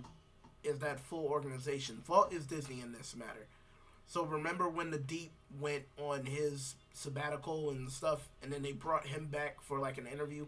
That's literally what like, type of vibes that's actually giving me, because it's like you you fire this man after it's like Disney didn't even read the rights, or didn't read what he was guilty of fully. They just seen assault and harassment, and then boom, gone. Hmm. Get, I get it. Disney has an image to keep up with, but you got to look at the full scope. Like there's, I guess DC just don't care. That's literally what their initial mean, because Ezra Miller still got to play Flash. Homegirl still got to be in Aquaman. Mirror. Yeah, Amber Heard. She was still able to be who she was able to be, but yet Josh it, Brolin. Josh Brolin.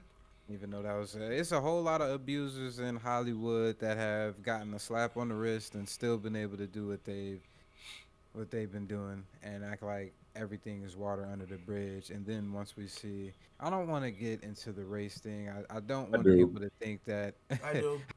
I don't want people to think that this is just a race thing, or make it seem like I'm minimizing the conversation by just reducing it just to race. But at the same time, when you look at this situation, you see this grown ass man running through the streets of New York City at Running night, away. running away blocks at that, and you come to find out that he is found guilty of accidental assault, and you still pack his ass up to the fucking moon as if we didn't see all this evidence for ourselves. Like that was, to me, Disney already had in their mind that they were firing his ass as soon as if he was found guilty of anything on that list, he automatically was going to say, Disney was going to say, fuck that nigga, send his ass to the moon. And well, before we push further, Soldier said like that. Hey sisters, YouTube wasn't he caught messaging underage children and dude still on YouTube? James Charles, that he said that's his name. Oh, that's a YouTube account? Yeah, I didn't even know. I didn't even know. And that's even crazy at that. Like, it's a, it's, and this kind of blends in with the conversation that we were just on, where now I was talking about how we as Americans, we tend to have the ability to demonize or tell people, other people of other countries and races and nations, you can't do that. And then on the other hand, we're pointing the finger, but three is pointing right back at us of all the examples of the same shit going on in our media. Like it doesn't make sense to me how they could be so inconsistent so, with this. I don't. I well, don't even think I'm I got able to hear. I got You one go. thing. Okay, I I'm got sorry. There we go. I got one thing. Now, Yep. like how you said Josh Brolin, you say you don't want to make it a race thing, Rob. Remember the whole thing with Johnny Depp and Amber Heard, Hmm. and Disney dropped Johnny Depp, but they're so quick to try and bring him back with a quickness for Pirates of the Caribbean, but Hmm. yet Jonathan Majors sort of like the same thing. Yeah, it was involuntary assault and harassment, involuntary. Like you said, they're trying to fill this out, and they're gonna be trying to bring him back with a quickness. That's why we don't know what's coming up with the whole Kang story. We don't know what's happening next with all Yeah, these firings and and everything. that's a good point. That's a good point. So Um, at the same time, Disney should not have like, not to say like, they shouldn't have abandoned him so yes, quickly. Yeah, like they did Yeah. Johnny Depp. yeah, yeah. Like I mean, and granted, they didn't. Like in a way, Disney kind of covered their tracks because they was like, well, all through the court proceeding, we didn't abandon. That was smart. Like that was smart, but it's all. So this is how I look at it, right? There is a racial element to this, and I'm sorry, but it's true. But the racial element doesn't come from Disney. The racial element comes from the legal system, Hmm. which is a more nuanced, larger conversation. This is things that we've seen over and over again. We've seen this over and over again in New York, where this happened as well. Mm-hmm. And going back to the Central Five, going back to what was that boy that hung himself? He was with the book bag. Y'all remember him? I think his name was no, because Ahmad Barbary was down in Florida. I think he was down south. But remember that boy up here, young man, he got wrongly accused for some BS. He had a book bag, and because he had a book bag that I guess was similar to whatever happened, he ended up getting accused, prosecuted, try everything. He was in Rikers. He spent most of his time in Oh, yeah, I know what you're talking about. yeah, he spent most of his time in solitary confinement and messed his mind up. He finally got acquitted. He won a case, but he was so messed up that he ended up committing suicide afterwards. Jay-Z put a lot of attention on it. It was a lot of people that were from New York that had put a lot of attention on it. It's a Netflix documentary somewhere you should be able to find on it. And I really hate that I don't remember the young man's name. I'm mixing him up with Ahmaud Barbary or the guy. You remember the guy that in down south he was jogging and he got killed Yeah. by those two white people. I keep mixing him up with that guy.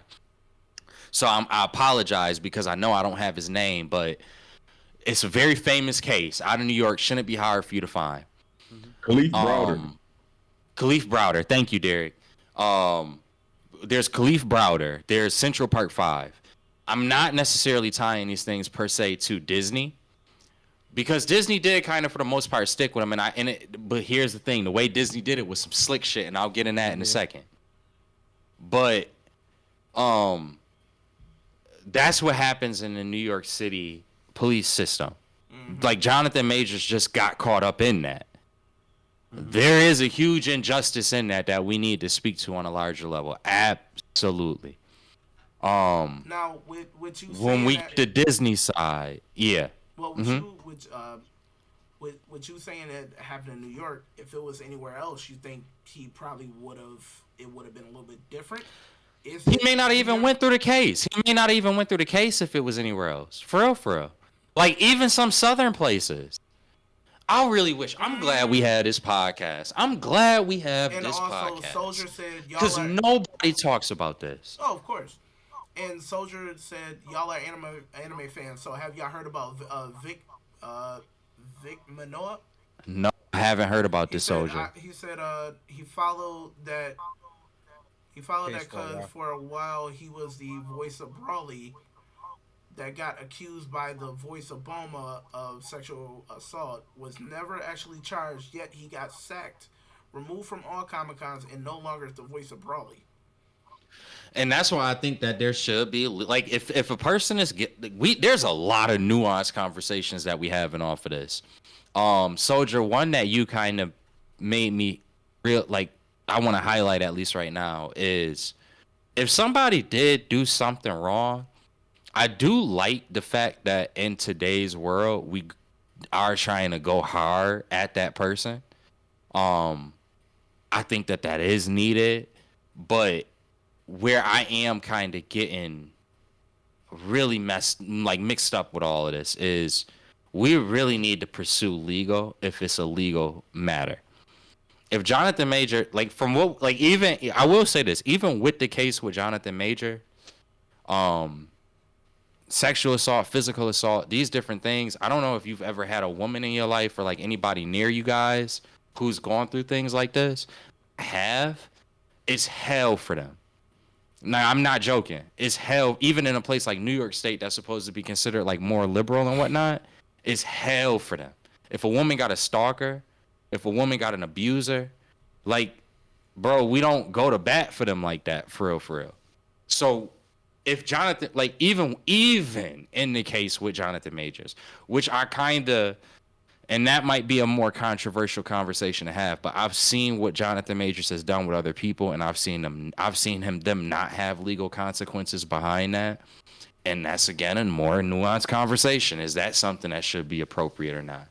But I am glad that they did at least go to court, even after we saw what happened, on the simple fact that, like, dead ass, it probably should be more like that, where, like, if a dude pick a girl up, now granted, again, there's a lot more conversation to be had around the case of it with Jonathan Majors, but if a guy pick a girl up and slam her down, there's a guy out there that's doing that once, getting away with it, and then doing it a lot more. Mm-hmm. So when you have somebody, especially in the public light, that can kind of be questioned on it, I'm not necessarily mad at that. But again, when you take into the case of Jonathan Majors, now we're talking about New York City Police Department and legal system versus the black man. More nuanced. Again, that's why y'all gonna say that's my favorite word, or it's gonna seem like it's my favorite word, but it's just the reality. It's more nuance behind it. Yo. So yeah, if you took Jonathan Majors out of, what's good, D? No, go ahead. I was thinking about something. I was just gonna say, if you took Jonathan Majors out of New York City, and the question of, like, do you think the same thing would have happened, or everything would have played out the way that it did? Maybe not. Dead ass. You can even go to some places in the South. Like, if he had that case in Atlanta, I don't know whether he would have had the same result. I really don't. Who knows, right? That's just, he very well could have, but he also very well couldn't have. Because, again, now we got to start talking about New York City's. Again, now you got to start talking about why did we get what we got then? Yeah. Well, part of why we got what we got was because of how bad New York's legal system is towards Black African American males. Dude, New minority. York City is the only, as far as I know, I don't know whether it's still a thing, but going back to the days of Rudy Giuliani, I'm pretty confident that like that like stop and frisk shit that happens in New York Yep. only happens in New York. Mm-hmm. Like that ass. I don't think that shit happen anywhere else. I think it only happens in New York. So it's like, and it very well could. I'm saying that ignorantly. I understand, but that's why I'm trying to like highlight and illuminate the idea. Like, yeah, yo, Jonathan Majors also did just get caught up in a New York City police and legal system that's been proven before to be corrupt. Now, where I say Disney was slick, I think Disney knew that. I think Disney knew he ain't have a good odds of coming out of this. Mm-hmm. I think they knew all of this beforehand. And they just was like, it'll look better for us if we stick by him now and just drop him when he get to the conclusion that we pretty much know is what's going to end up happening because of the New York legal system. And I don't think that that was necessarily right or fair. I think that even the legal decision, I'm kind of like, I don't think that it was necessarily right. Because again, I've seen shit like that happen between black, white, whoever, and I've seen everyone walk kind of free from that before in my life. Mm-hmm. I've even seen women that's been in situations like that where they've been like kind of the aggressor and then they get slammed and put back, like slammed down or whatever the case may be. I've even seen women in situations like that that's been like, nah, why would I send that? Like, why would I do that? I was kind of bugging the fuck out in that moment. Like, I've seen various situations involving a scenario that he's had where I don't necessarily agree with the legal decision behind it because of that. But yeah. Let me say something real quick. Yeah, go ahead. Yeah, Doug. go Damn on. all this legal system talk you got going on, nigga. Nobody care about this shit. It's because he was black. That's why Marvel dropped him. Amber Heard just shit in somebody's bed and starred in a movie. Yep. Yeah. Yep. I ain't disagreeing Josh with that. Brolin got It's a just history of beating on women and starred as Thanos with an Yeah. Infinity Gauntlet. Yep. Johnny Depp got Yeah. spit on, got Yeah. abused mentally.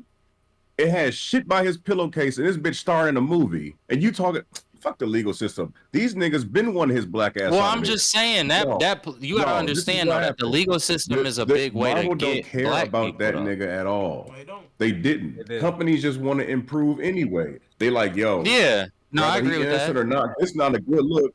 Even we saw him running away from the woman. They like, yo, he involved with this shit. We finna drop his ass because he got to realize Yeah, he was about to be it's a money that thing. nigga on the high horse. This wasn't no shit that happened because you see the shit James Gunn put out 10 years ago, the transphobic shit, the homophobic shit, the Yeah, rape jokes. That shit happened a decade ago. Josh Brolin shit happened a decade ago. They like, we can't have no nigga at the top with some fresh shit on his plate. yeah. We gotta first Yeah, I of all, agree with that. I didn't think he was good no way. They probably like, yo, we got to get somebody else. I didn't love And him. I didn't love really- him, but I feel like really and after truly, Loki, I started to I get really it. think he wasn't good, and they like, good, we can get rid of him. And if y'all did y'all see who cloned Tyrone? Yep. Yeah. Yeah, They might be like, yo, we get an older black nigga to be the Kang and just show Jonathan Majors as some variant clone type nigga just to get rid of him because he wasn't doing a Going good job as no Kang. real like quick he though, did. going back to the Good Morning I like he America, did, too. I ain't gonna hold you. Loki after Loki, I That was nigga- like, I kind of like him. I kind of liked him after Loki, bro. I ain't gonna hold you, but think he I want to did. go back to a point that Rob made at the top of this when he introduced this topic, though. What was Disney's role with the whole Good Morning America thing, right? Yeah, dude, that's Derek. To your point, that's exactly what it is. Like, Bro. you're not wrong. You're He not up wrong. there- You're he not up there wrong. He up there for Good Morning America. They like, yo, be a good boy. Go out there, say you sorry for your fans, do this interview, and then go beg, and you're gonna be in some indie film, some bottom tier role in Hollywood for the next 3-4 years, and then I don't Maybe. know what no, that's exactly what they ain't gonna. bring that nigga to the I'm gonna be a buck with you. I'm gonna be a buck with you, Derek. I'm agreeing with you that's like where I'm at. Like, I agree with that. They But like, to yo, whoever brought that up, take this little hiatus. He gonna have to go do some Will Smith shit where, all right, you done fucked up with us. You done fucked up your name. You supposed to be that nigga at the top. Now you gonna go play a slave. You gonna be some nigga in a Martin Luther King movie. You gonna be an extra in one of them shits. And then we can give you a little 3-4 years of good behavior. And then we might welcome you back into this superhero genre or the next popping genre. And people go, oh I don't shit, think it'll yeah. be with Marvel. I And don't not think it'll be Marvel, with Marvel, but it'll even be like, if. yo, we'll give you a good 3-4 years, and then we'll bring you back to the spotlight. Be like, oh shit, I forgot about Jonathan Majors. But And that's then and that go that back shit to the who it whole is. entire conversation. Though it's like, is that necessary in this case? Like, Bro. is that necessary in this case? Is that necessary? Is what Derek just defined or outlined necessary It in this don't case? And matter. Soldier You said, gotta realize the amount of attention that's coming out for these super, like, look at, you gotta realize, I really feel like if Ezra Miller ain't do this shit that he did, they would have let Jonathan Major shit be like, okay, we gonna ride with you. But you can't have Ezra Miller come out act the fool. You can't have Amber Heard come out act the fool. Now you got this nigga come out and he got yeah, some shit I going on. don't. I think They you're like, yo, right. the I think you're superhero right. genre, they like, y'all niggas is doing too much in the superhero genre. Somebody gotta go. I And think you kind of who like. else? I don't Who else disagree could with you, go but besides this to, big fist nose ass nigga Jonathan Majors? well, Derek, let me ask you this then. Let me ask you this. I'm gonna keep it with you for a second, and let me ask you this. Like, does any part of you think like maybe because Disney does own the Good Morning America show that like they might have looked at the fact that like, damn, we had a lot going on with this Kang motherfucker. Let me give him the Good Morning America spotlight. Let me see how they react, and maybe we can bring him back in off of how he performs off that. I think Terrence was the one who had brought that up Yeah, originally, Terrence said or that. it might have. No, bro, they telling a nigga, yo, go be a good boy, go say your You think goodbyes it's to done? America. You think it's he getting straight full Bro, classic nigga treatment? they Just like, yo, yeah, go say your goodbyes, go be a good little boy, and go back till we call you back into the house with some other shit. And that's it. They is not about to have him on this shit and be like, oh yeah, you know what, Marvel gonna reinstate him as Kang. No, they already got somebody yeah. cast Yeah, that it's work. they ain't released Yeah, yet, bro. I don't disagree with you. I don't disagree with you. I just wanted to ask the question. Yo, where's Because this I thought chat it was y'all a good looking at, question. bro? Also, It's Go to the big video, and Soldier said, I'm When glad this I'm is glad watch Chef stream, D. Yeah. yeah. You want to read it, Terrence? read it now. He said, I'm glad Chef D talking. He was sitting over there, and I'm wondering what's going on in his head the whole time. Dude, hella mysterious. So I'm glad you got that part in, D.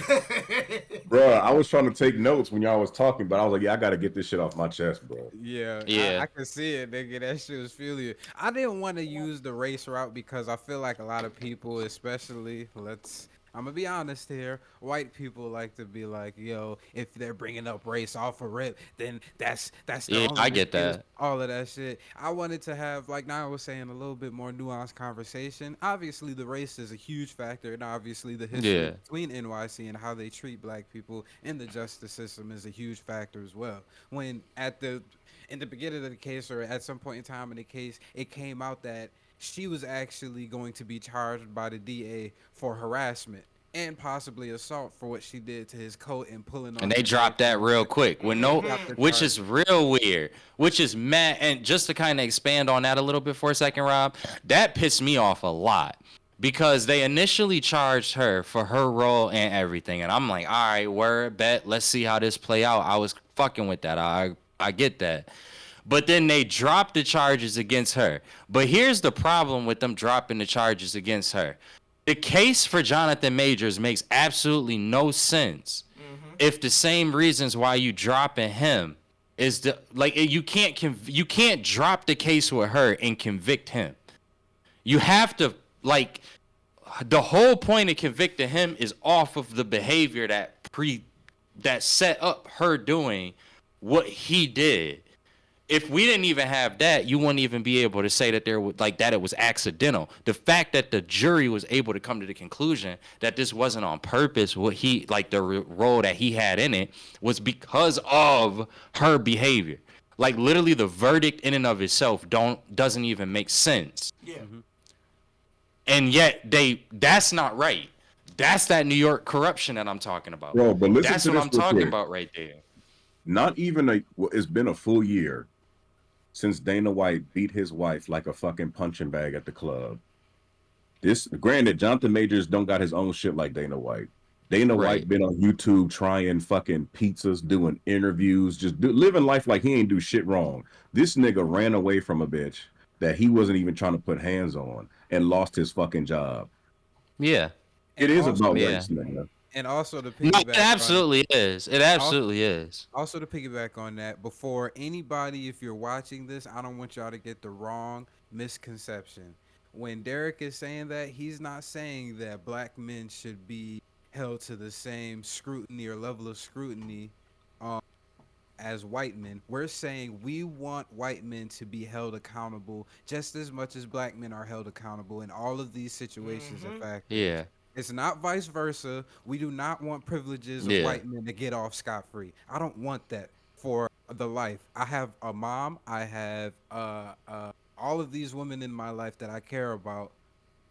I don't want niggas to just be out and about, just smacking them up and then getting away with it. I Right. don't want that. But I That's Yeah, also thanks, facts. Rob. don't want to see a white man to be able to do that shit and then get off no matter how much his fucking business is or how much money he accumulates for the American economy. I don't give a fuck about none of that shit. Hold everybody accountable the same way you hold everybody accountable. Yeah, that's really just Mm-hmm. the biggest thing there is that we don't have that right now in our legal system. We don't hold everybody to the same standard, but we need to try to. This should be more reason to kind of want to, make sure you kind of have a good stance in that in your life as well because Jonathan Majors is famous and it can happen to him, but you know damn well for a fact if it can happen to him, it can happen to you. So we No need to one is try to safe. figure out how we can make. Yeah, we need to. That's where we gotta kind of. If it really bothered you, if everything bothered you genuinely about what happened in that case, just like don't ignore it, don't forget it, none of that stuff. Like remember this as there's gonna be get involved and then figure out how you can bring this up in a crucial manner in the right spaces that might be able to hear you and also help you to create that change because that's unfortunate that's what we have to do with shit like this. Last thing We before we going move on, my fault, y'all. I know, but hmm Jonathan Majors had Megan Good up there, and I was like, "What is this for?" Because you was just with this he other lost his woman, PR team and I think that shit showed them motherfuckers paid he paid them Mm-hmm. motherfuckers for a reason. bro. That They nigga like, was yo, Mm-hmm. stepping in fashion once he got because to they was court. That like, shit was yo, stupid. it was like he in trouble with a white woman. We need a black woman by his side to show the black folks Yeah, that he they do love fucked them Yep. that too, whole shit up. Yep. bro. After that shit, I'm like, bro, you got one of the worst actresses in fucking Hollywood to be by this nigga's side just because It she ain't even a fine. matter of that though, bro. It's just how Dude, goofy all of the shit look. you can't name me 3 movies that bitch was good in, can you? Nigga, that motherfucker could have had Angela Bassett up there. That shit still It look still goofy wouldn't as work. fuck. It still wouldn't That's work. what, exactly. My It was at computer froze. it was at least You gotta 50-50. repeat the last 5 seconds No, I because my shit just said froze. I said that he could have had Angela Bassett up there with him, bro. It didn't matter. That shit still looked goofy as hell. That was just terrible. That was terrible PR moves. But It again, we was. know the nigga lost his PR team. So he was trying to do all of that shit off the cuff, and I get why he got a fucking PR team, because he damn sure bad at it. He terrible than a motherfucker when it come to that shit. I Yep. That think it was motherfucker was out there. What's that bullshit he did? He had them kids out there, quote unquote, fighting and shit. oh Then yeah. he gonna Oh step my in the god. middle of it with his civil rights bullshit. He gonna step in the middle of it talking about some this ain't the right way. Man, his PR when he needed his PR team. Bad. Jonathan Majors a nigga that needed his PR team. He needed Badly. his PR team like a motherfucker. That's a nigga that needed his PR team. He lost this case in part because he ain't have his PR team. That nigga needed it. He can't do a goddamn thing by his goddamn self. Cause And the it, shit he did throughout this case was a goddamn that shit should be studied for how bad it is. He probably could have had a better defense than the defense his defense actually No, that provided for nigga him. fucked up. We need to call that shit straight how it Nah, is. That cuz nigga did terrible. his defense was atrocious. Their whole entire angle was try to paint the picture that he's just this unblemished person instead of saying that all of this happened because of her mm-hmm. actions. He was trying to Yeah, take that bro, his he own painted that shit so bad, bro. He he painted was that. he was Oh, he was trying to take his and there's a law that states that if somebody steals your property, you have the legal right to physically take that back. use physical intimidation in order to take your property Oh, back oh. because it is your property. So She took his wait, wait, wait, property. wait, wait. So that law worked for us too? Because it didn't show in that case. The only thing is his defense never brought the shit It up. They His never defense used never that brought him angle. to stand. I thought that was a stupid ass thing. Yo, it was a case that I saw where a motherfucker was guilty as a motherfucker. Like guilty as a motherfucker. White boy, guilty as a motherfucker. Some Wisconsin case or some shit.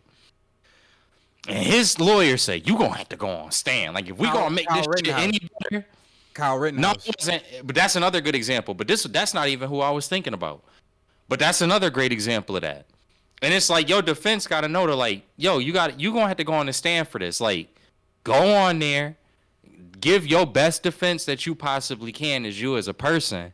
And that might be the only way that we can win this case. Now, this nigga in this New York City criminal system, whoever his representation was, you telling me, A, like Tarab said, y'all don't even bring up all of the points of the case. But then B, this is character defamation. Literally. This is character defamation. They Maybe let the actually- nigga who character is being defiled here go on trial and say why the fuck he shouldn't be defiled like this. with some background information to add on to that, they actually did poll the jurors once they found the jurors, if I'm not mistaken, to see if they would find Jonathan Majors credible on the stand. They asked this because he's a professional actor, so they wanted to see if jurors would actually believe in him or think that it's just acting, and they got a conflicted response enough for them to feel like it wouldn't be their best interest or be in their best interest to put him on the stand. That's the reason why I still think that they probably should have, especially if you're not going to bring up the defense still would of trying to protect your property and everything like that, especially if you fumble the bag like that. Cause How she the went fuck do on you stand. fumble that? Here's my biggest thing, bro. She went on stand in a character trait case. She went on stand. How do you not think you not? I'm not a lawyer. I'm not a lawyer, but like my nigga, damn, like shit. If I was up there, I would have been like, fuck. Okay, so this is a character case. He ain't bring nobody up there really to talk about his character. And then you not gonna go up there and talk? I went to court. Shit, I put my shit on here. Fuck it. I put my shit on here. I went to court. Part of my trial was a character case. Nigga, I had Catholic Charities talking about my ass. No, I ain't even Catholic. I had Catholic Charities talking about my shit. Bitch, I guarantee somebody was going to be talking about me. When I had my case, if nobody was going to do it, if the pastor from Catholic Charities was like, bless their heart, shout out to them for that because they really did put on for me. I always would say that to the day I die. I always would say that. Like, people can say whatever the fuck they want about Catholic people and whatnot. I'm a nigga and they really did help me the fuck out. So, like, you know what I'm saying? Shit be nuanced. But if they hadn't have did that, I would have went up there. Fuck my lawyer. Fuck my public defender. Fuck, I was up there damn near myself. I had a public defender. I couldn't even have a goddamn lawyer that I was supposed to have. I had a public defender. That motherfucker would have kissed my ass. He already knew halfway through it because I went and got them people at Catholic Charities myself. The lawyer ain't do that. That was my black ass knowing I'm about to be in some slacks if I don't figure this shit the fuck out. Okay, Tupac. Fuck with No, you. but like, but bro, no, I had to. That's how the legal system in New York City, in New York State, not New York City, New York State is, and I'm also in New York State. So when I got a case in New York State, some of the same bullshit that Jonathan Majors went through was the same bullshit that I had to go through. But I had to go up there and act like I had to fight for myself. I had to actually, I had to recognize that in this moment, I gotta fight for myself. That's why I'm here now. That's why I don't got shit on my record now. I could have shit on my record. I could not even vote right now. I could have just been getting the fuck out of jail right now. That could have been my reality. That absolutely could have been my reality. I had a lawyer that was supposed to represent me that told me they wasn't going to represent me. My shit was really wild. It was wacky. I'm not saying So that my shit was on the same state that Jonathan Majors' was. No, I'm not saying that. But I'm just saying, yes, you do go through hoops in this motherfucking system, and you gotta know how to defend your fucking ass. And his dumb ass, he been living in New York State. He was living in New York City when he was getting all them goddamn degrees and shit. Then this motherfucker want to walk around with this metal goddamn cup. I really don't like that nigga. I'm gonna be a buck with you. I just feel bad about the situation he in. But then this nigga gonna go get that goddamn metal ass cup, walking around goddamn on GQ and shit like that, talking about somehow he know all of the shit that he fucking know. Then he can't defend his goddamn self up in court like a goddamn coon. Fuck that nigga. I really don't like that shit. I really don't. I really Yo, don't. take But a it's not break, all take his a fault. breath, nigga. Damn. Cause it do it like nigga. All I'm saying is this: when you been in that shit, and you see how the fuck Jonathan Majors handle himself Oh, in that shit, it so do what kind you of piss you off a little bit. so what you Cause he saying ain't doing a is goddamn thing. That nigga reading the Bible while the bitch talking. so let this so what Niall's saying is Defend yourself. don't fuck with these hoes that got jungle fever. Shit, he seemed like a fool. That's what the fuck. Listen, the older I get, the more I be starting to seem more like my grandma. Like when I was growing up, I used to think my grandma was just a mean person. I thought the comments that she had for black people and shit like that, cause she be cruel, she be mean, like kind of harsh against black people with shit. But I would hear the points that she said growing up, and I would be like, damn, even though she kind of saying it kind of cruel, she not wrong really about nothing that she's saying. And that's how the fuck I feel right now with Jonathan Majors at 27 goddamn years old. And this is That a goddamn perfect full segue. ass. Speaking of All mean right, and yeah. cool, I think the MCU is the hottest pile of shit out right now. Probably the worst studio in the world, run by the No, they worst doing people, bad. by that bitch ass nigga Kevin Feige. Damn. And you know No, what's I like crazy? Kevin Feige, but I like know. And you know he what's ain't doing crazy? it. I even know a nigga that work at Marvel. Let me not act like I know this nigga personally. He's my grandmother's next door neighbor's son named Christopher Marcus, who's been Damn, writing for don't put this Marvel. don't put this shit on. He Don't put put this that shit on. nigga Don't put this whole shit on. shit. Fuck. Nah, it's there now. He's a writer. He writes for Marvel, and I'm like, yo, it's so cool that I know somebody that works for Marvel. Chris.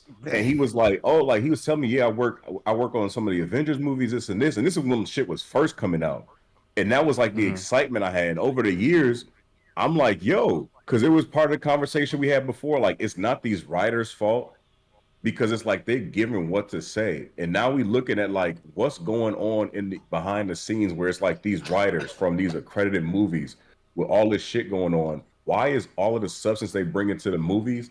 Why is this shit bad now? Chris wrote Chronicles of Narnia, then came to Marvel, writing some of the first Avengers movies. Wow. Now, from the shit we get now, from Quantum Mania to Multiverse of Madness, the movie's quality has gone to shit. It's And you just like, saying you know personally, it's not the writers all yeah, the I'm saying way in personally, this it's not the regard. writers. Yeah. I'm seeing where they coming from. I'm seeing their background. I'm seeing what they're passionate about. Yep. And now it's like Marvel not even putting out stuff people could be passionate about, like Thor: Love and Thunder. Nigga, we could have wrote that. See, the bad part is with stuff like that, like you're right. It's not the writers, it's the directors changing stuff up because, like in our recent conversations we had, remember when we was talking what was it? What's his name? Tika Waititi. He pretty much said, I took this on just to feed my children. I don't care about this. I don't care about this. Like I'm just doing Yo, it just to do I it. literally hate that nigga. Like, I hate him. Yeah. Yeah. That's the real quick. Any nigga that owns those same type 4 pairs of slave boots gotta have a screw loose. I'm talking about Jonathan Majors. That nigga got the same pair of boots, same color, and the same. He dust walking around condition with for this all of 'em. goddamn mug on GQ trying to tell us some bullshit that we All of supposed to know. He on goddamn GQ or whoever the fuck it is. That's what really got me mad. Is that this nigga sitting here trying to tell us what the fuck an eloquent nigga is supposed to goddamn be. He on GQ with Stop. this goddamn cup Stop. and all. Stop. He was Stop. he not? Was he I not? pointed that shit out. I said, yo, why is this nigga wearing pink doing all this goofy shit? Niggas was like, oh, it's from an anime character. It's the Yeah. GQ, all the, I don't know. Now all of a sudden he guilty. No. I'm fine with him wearing the Doflamingo and One Piece anime piece and all of that. I'm not mad at that. What I'm mad at is you sitting here supposed to be this conscious ass new nigga, old new nigga. You supposed to be all this. You don't even know that if you get caught up in a legal system, with this white woman that you might not catch no fucking backlash. Like how woke or wise you fucking supposed to be? He thought You he was on top of the. top of that, you don't even know how to defend yourself. Okay, well, even if you Exactly. do think you on top of the world, you still a nigga that's been living in New York City. You don't even know how to defend yourself. You got Megan Good coming out of the woodworks to comfort you. You got this lawyer telling you everything to do. You still a nigga in America Bro, that's been in New He York thought- City. he thought he was hot shit because they were saying this the best looking nigga on the planet. This fucking Donkey Kong face ass nigga. I hate that nigga. I really don't like him. I really don't like him. I didn't like him. They put this strong facial feature, bell pepper nose ass nigga in our face, like Cat Williams said, and said this the most handsome nigga in Hollywood in America. You don't mean it, bro. You know the type of shit go to your head. Somebody say you the most handsome nigga in America. He thought he couldn't do no wrong. He said, "I'm gonna do whatever the fuck I want. I'm gonna run away from this little white hole, and I'm gonna be Well, cool." he a fool. And now He look, met her on the set of Kang too. He didn't even have no long-term relationship. He a did. fool. He a goddamn fool. That's what the fuck he is. That's why I'm low-key like hate everything that did happen to him, because now we do start to talk about, like, obviously again, New York City's and New York State's criminal system, which I have personally been involved with. Like, it's a lot of other things that I do feel bad about, but that nigga is a goddamn fool. He a goddamn fool. I had a feeling he was a fool when he started talking about that stupid ass cup. I had a feeling he was. You don't see, bro. I've been doing research. You see all these computers behind me going? I've been doing research on this shit for a minute. All this information behind me been saying, don't fuck with hoes that got jungle fever. That's how you avoid this shit. I don't even think she did. Honestly, I just think, yo, bro, he a young single dude. He coming up on these roles fast as hell. She's like, I kind of want to get in on it. I'm not mad at her for that. I'm not even mad at her for that. I know we anime niggas, but can we be some real niggas for real, for real? I'm here to tell y'all right now. Any real nigga, you in New York City, and you one of the most handsome niggas in the world, allegedly. You mean to tell me you ain't went to finna run through? He could have went to Dykeman. I was about to say, you mean to tell me you wasn't stumping through Dykeman? I'd have been in the Could have Bronx. went to Dykeman. He could have went. He could have went to a whole bunch of places. All that shit they be speaking. I know what the fuck. His goofy ass. His goofy ass. Nigga, he goofy, bro. He just goofy. Porter say running through that pussy like a crash dummy. Hey Rob, you good over there? I'd have been. Good? My family would have been looking like some Kang variants. Damn, Derek, how many kids you got? I'm running through the Bronx, nigga. And he was like, "No, I'm finna go and just fuck with this little white hoe offset." No, nigga. She not even loyal.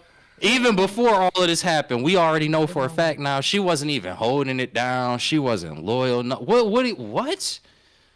He a fool. He just a fool. He a good acting fool. That's what the hell he is. He ain't like Denzel. At least Denzel got a goddamn mind. Don't put him in the same boat as Denzel. Hell, don't even put him in the same boat as that nigga from Star Wars. What the fuck was his name? And I don't even really love him like that. John Boyega. Don't even put him in John Boyega. And don't even put Jonathan Majors in the same goddamn field as John Boyega, because at least his ass is like, nah, let me stay my ass over in the UK. I don't know what the fuck all these people on. Let me kind of get some semblance in this bitch. Let me get some semblance in this bitch before I start doing shit. At least John Boyega ass was smart enough. I hope that nigga get Kang. And he don't even want it, smart motherfucker. I hate that nigga Jonathan Majors so goddamn much. Because I ain't gonna hold you. Jonathan Majors. I just feel bad about how everything went out in this situation. But if y'all, it's on the podcast. Go back to that Crocco's Corner. Go back to some of them older episodes of Crocco's Corner. I really didn't like him. I never did. I never really did like him. I just feel bad about the situation he caught the fuck up in now.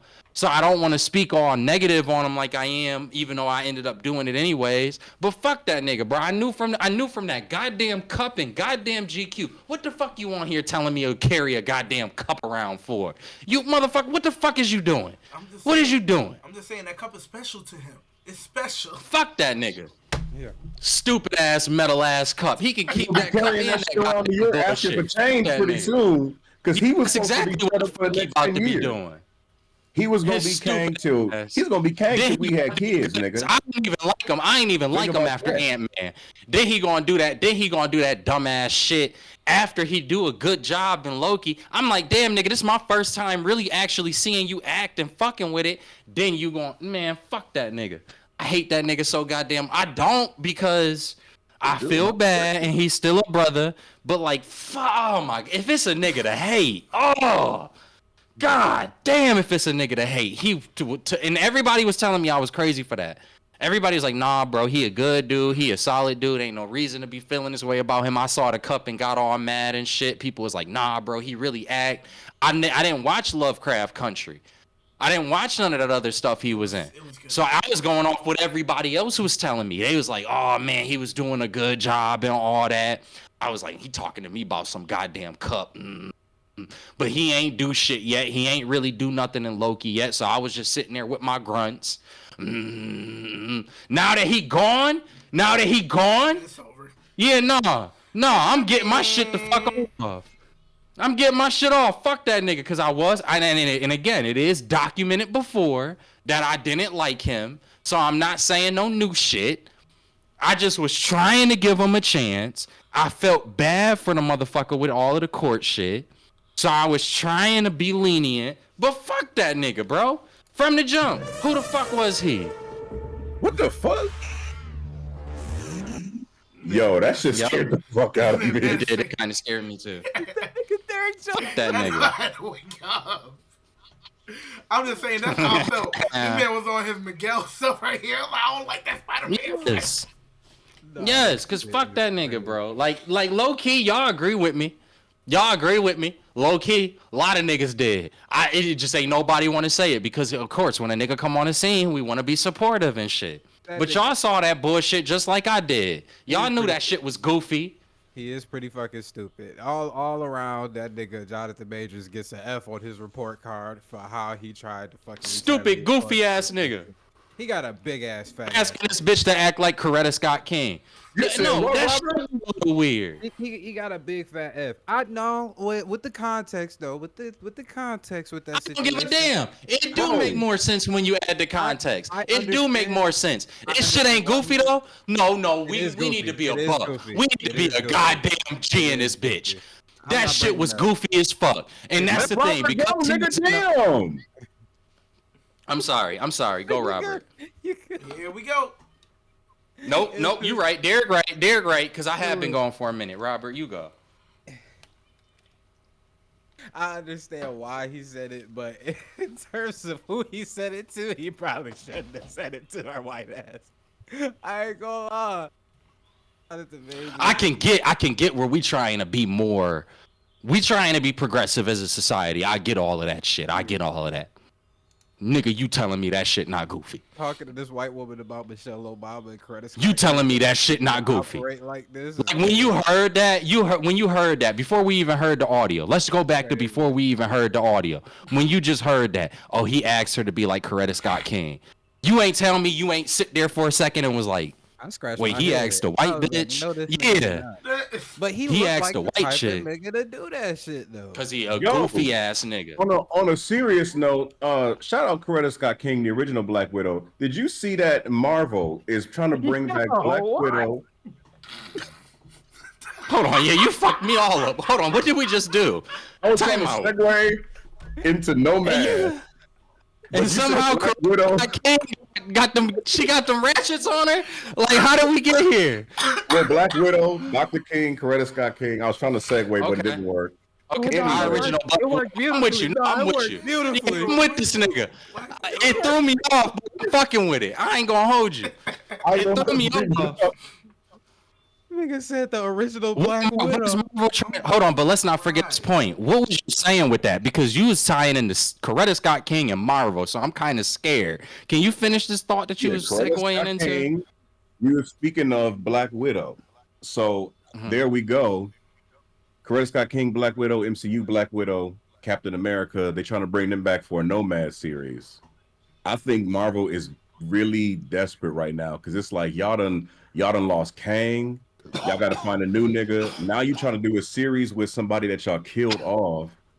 And it's like, yo, at this point, just be like, yo, we just finna bring back Iron Man, Captain America, Black Widow. Forget everything that happened before. We finna snap them niggas back because we losing money on Ant Man. At this, Mm-hmm. I They wouldn't even be fucking up. mad. It's bad. Derek, it's I wouldn't bad. if they said Iron Man did some shit where he faked his death to float away to Europe and work on some shit for the last 10 years. Cool. I'll be happy to see Iron Man come back. And if Captain America, old nigga, he be like, yo, I got a I don't secret know. vial. I got a secret vial of soldier serum left. Give it to me. I'm coming back. Cool. Now go back to making them $1 billion blockbuster movies y'all was doing, because this shit y'all got coming out now ain't cutting it. I'm not even gonna lie to you. I don't even know if I trust them if they were to bring the characters back. Marvel is bad right now, bro. You can't It's fuck up. bad. You can't fuck up Iron Man. I think they could. I think right now the way they are, they will fuck up some of the shit that they even did right if they tried to do it again. Unless you bring in Taika Waititi to do it. Oh God, don't even say that man name. No, I think that Marvel is just at a state currently where, bro, like they don't know what to do. They didn't know. Like I think what happened was, okay, Iron Man was really successful. Robert Downey Jr. was really successful. You know that worked really well, right? They're trying to, Captain America came in. It was a great kind of like, I'm gonna say this. I do think that Robert Downey Jr. kind of like stole the show from that first side, but the characters that they did bring in to support that performance that Robert Downey Jr. did as Tony Stark were also really good performances. But I do think that he was kind of like the, oh man, we got one here, and they have, I feel like, been trying to work off that same mentality of like, oh, okay, well, it worked with Robert Downey Jr. and we felt like we caught one, so let's just try to catch one again. And rest in peace, but Chadwick Boseman, I think, was the first person that they had considered to take that role up. And then Chadwick Boseman, of course, we know what happened with Chadwick Boseman. Rest in peace. My uncle. But then after that, they had to try to find somebody else to take up what they essentially viewed as what could work with Iron Man. They wanted, I think, at one point Tom Holland to be that, but then you had the controversy with Sony. Well, you had the controversy and the controversy and issues with the idea of Sony being behind it, and that's also not like a. It's an actor who you may pay, but you're not paying the same way that you were paying Robert Downey Jr. So you get less control, you get less role in that, and that's a lot more. That's you can't. Unfortunately, you can't make Tom Holland that nigga. That's what I'm trying to say. So then they said, okay, well, who else? What were you saying, Rob?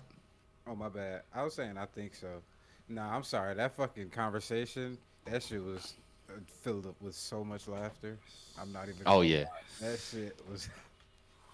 It's just all over but the place. The state of it's like I want to say that the state is kind of in limbo. Feel like there's an yeah, opportunity for them to come back. I feel like where we messed up or where Disney messed up, Marvel messed up, was Disney seeing all that money that they made from Endgame and Infinity War and thought that that was something that they could replicate for every single movie of every single superhero of every single show that they drop, and that's just not the reality of the case. That yeah, first fucking those first phases going up to Infinity War and Endgame, they were meticulously planned out. You had specific information within every movie that pushed the story abroad further. It wasn't just the story of one person. It was always the story of one person and a little bit of the story leading on to the next person or leading on to what they're going to have to face in the future and everything like that. I feel like Disney was so hell bent on making a monetary gain from it that they was just chunking out anything and they thought yeah, niggas was just gonna eat that shit up. And now they're starting to realize these niggas aren't really eating this shit up. Probably one of the reasons why they thought that firing fucking Jonathan Majors was gonna be the right choice was because Ant-Man Quantumania did so fucking bad. But right, they still didn't understand the concept in which a lot of people really liked Kang in that shit. They just didn't like how yeah, he was written. Yeah. right. They didn't like Right. how the story was written because y'all want to push this shit out, especially during a pandemic. You had the worst possible opportunity. Disney would be the money hungry type. You had the worst possible opportunity because right after Endgame, I don't think that was during COVID or that was right before COVID, right? If I'm not mistaken. Endgame was before COVID. Before Before, COVID, right yes. before COVID, they had the same idea where, oh yeah, we could just pump out this material. COVID hits, oh yeah, we could just pump out this material. Like it's not a global pandemic going on, or like And people aren't right. impacted by this shit tremendously. So now you have that same mentality. You go forward, and now you just dropping shit after shit after shit, thinking that something is gonna stick. And I mean, you had some gems within the shit, but goddamn, how much shit do I gotta sift through in order to find one fucking diamond in this bitch? And And that's where it's becoming a problem. Yeah. I think that Kevin Feige though now, I think he has taken more of the reins back and said, we've done things your way, and now you've seen how global interest has dropped because y'all wanted to do shit y'all way, Disney. We all know that y'all asses just only like money. Reason why you got his black ass that you just fired from one company to do an interview for another company. You only in this shit Yeah. for money. We all know that. But at the end of the day, these comic book fans aren't just gonna spend money on shit material. That's not who they are. Well, now, and let me add to For some that. people, some people. So then we get into what exactly the MCU is actually producing as well. We know that they've been trying to have a conscious effort in the midst of their um productions, which is fine. I'm not necessarily angry about it. I know, Derek, you've spoken before on the past where you've been very, critical and kind of with some of the agendas that the MCU has tried to push. I'm not exactly terribly mad at it, but the part that, and I had brought this up before, I think in our chat, the part that does kind of like where I think Marvel is almost shooting themselves more in the foot is that because you're trying to satisfy that agenda, you're now alienating at least some portion of your comic book fans. So now you take everything that you just said, Rob, right? Mhm. Then you add on top of that the fact that they already have, in a way, created some sense of alienation from like the Marvel comic fan side. Mhm. Dude, this is a bad cocktail. It's a bad cocktail to me. Like, I don't know. I think, like, and Derek, going back to what I was saying before, I think if they were to do an Iron Man movie right now, Oh, because of the problems that we've seen, right? Mhm. The problems. Even if you brought back Robert Downey Jr. and you just did a straight up Iron Man movie, that movie might sell well for the simple fact that it's Robert Downey Jr. in the MCU again. yeah. But in terms of the quality of the movie, bro, I really think they will fuck it up. I And think, it's but not. he spoke to that on Joe Rogan. Joe Rogan was like, I think they go through a few lackluster movies without you, and then they find a way to bring you back. And Robert L. G's like, Don, I don't think that'll happen. And I don't think he would come back for any BS.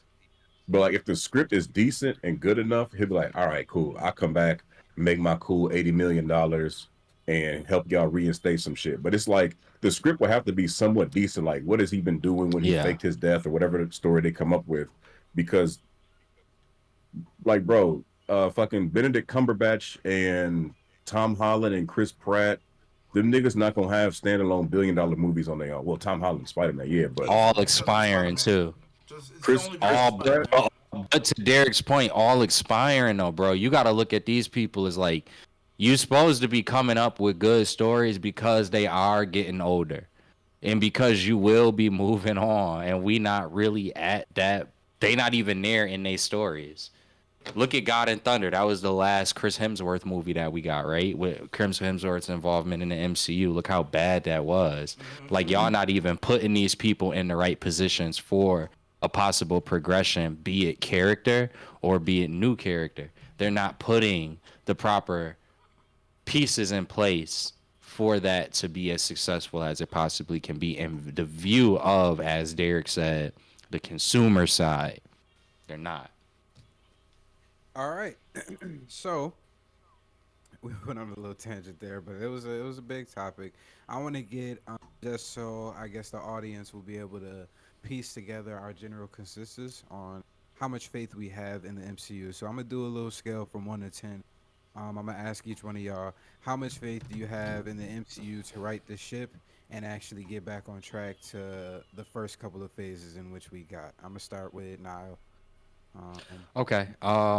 Yeah, I'm probably at like a 3. three. It's really bad right now.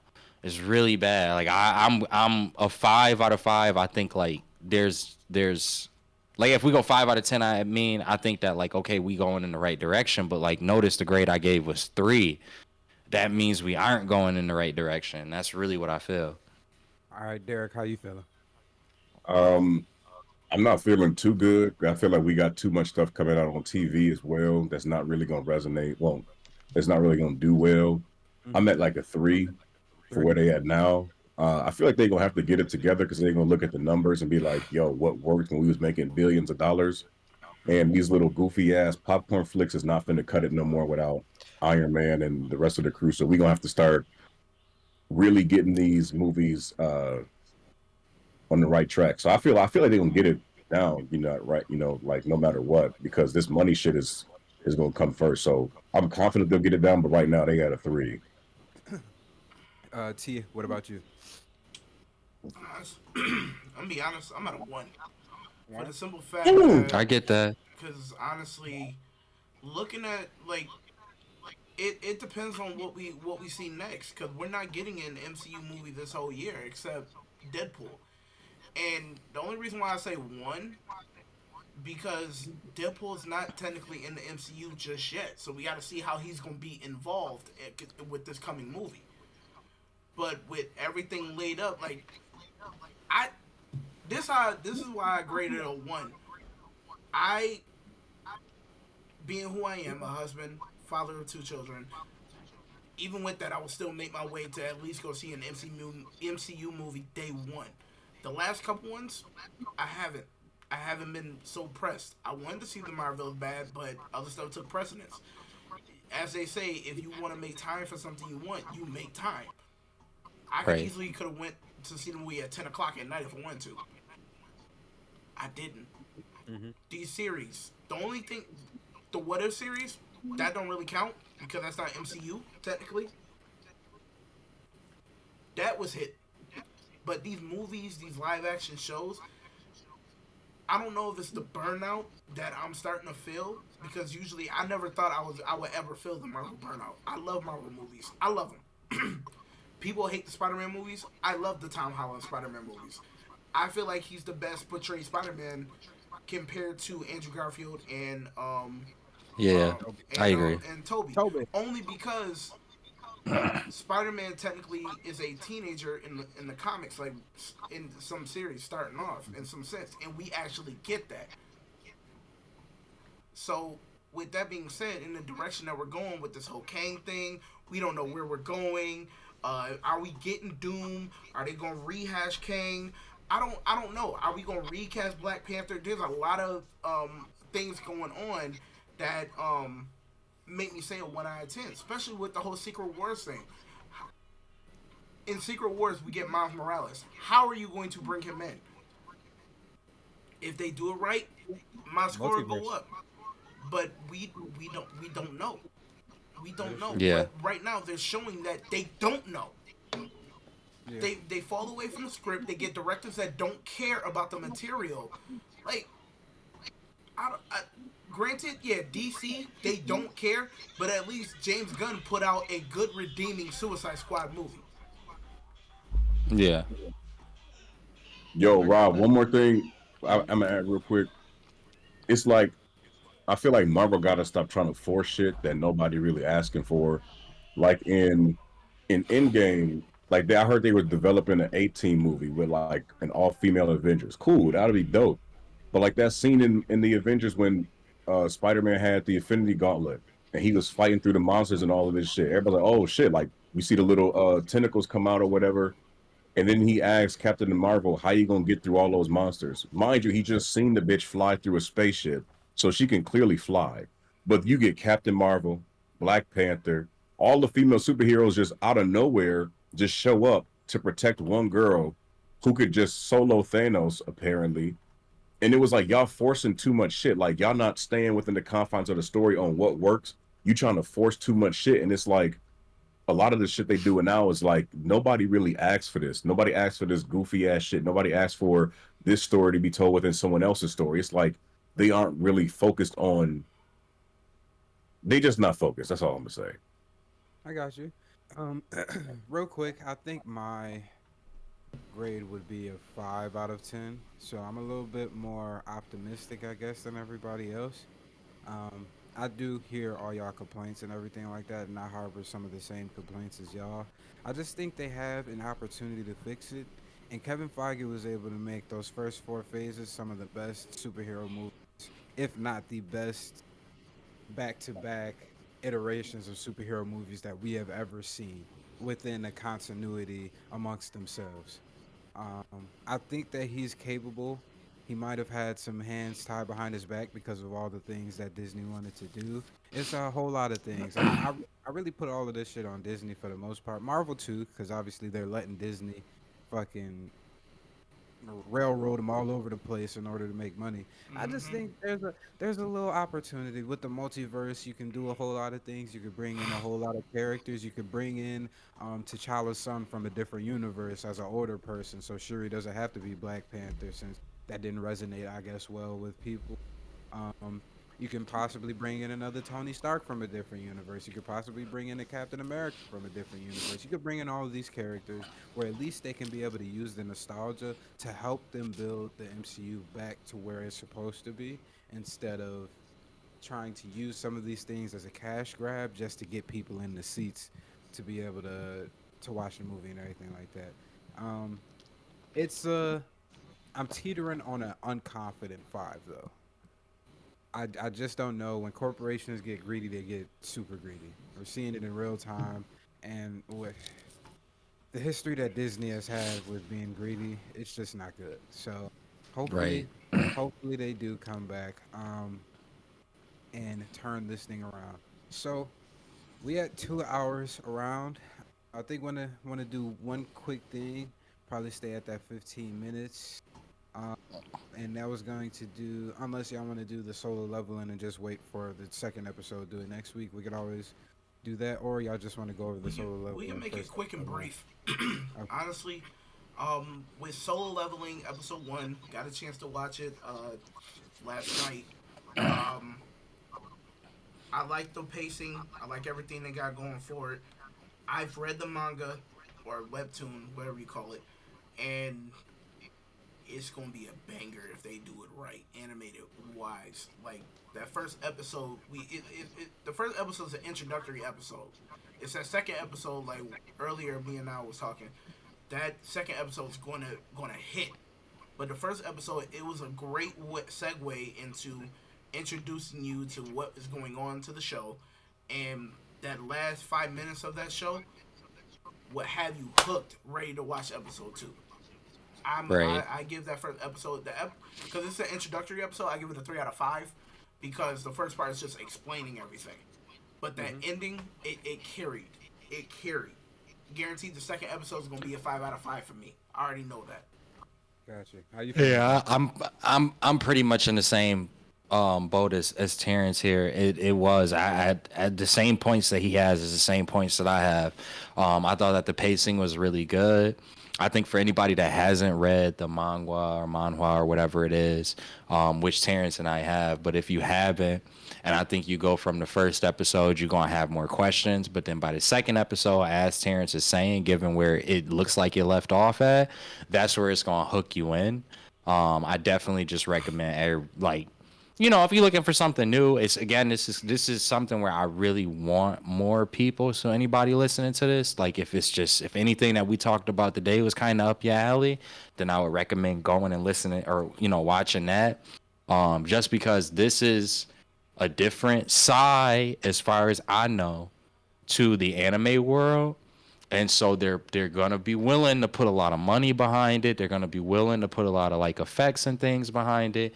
even if it doesn't necessarily come this season, it could possibly come in a future season if we could get it to a second season. So, um, just yeah, if it's something, if you like the stuff that we've been talking about, and for Rob and Derek, I know you guys haven't seen it, but I definitely recommend just giving it a spin.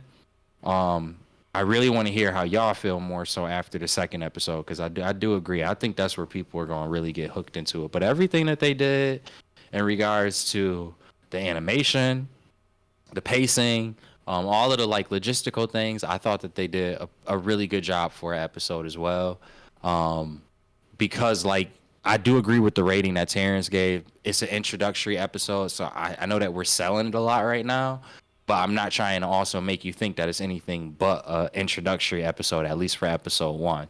So I would probably go in the same realm as that 3 out of 5. But I do also agree with Terrence that I think that second episode could very possibly be a 5 out of 5 out of me. All right, so that's a series that me and Derek gonna have to check out. I keep hearing good things about it, at least from the mom wise. So I'm gonna have to really tap in. Is it on Crunchyroll? Yeah, it's on Yeah. Crunchyroll. Bet. Okay, so I'm probably gonna tap into that today. Real quick, just want to say Bills clinched the playoff spot. Shout out to the Buffalo Bills. You dig? Oh, You know Woo! Shout out what? to the You know Buffalo what? Bills. Over Hold here up. hating on Hold the up. Ravens. Hold up. Oh, dear. Hold up. D, the Ravens got a special part in my heart. Don't even start that because I love Lamar. I'm not even gonna go into any Yeah. jargon with them. But the Bills, I don't care if they got a playoff berth. I want that second seed. Yeah, I I did want to too. be in Yeah, I Buffalo did for the too. game.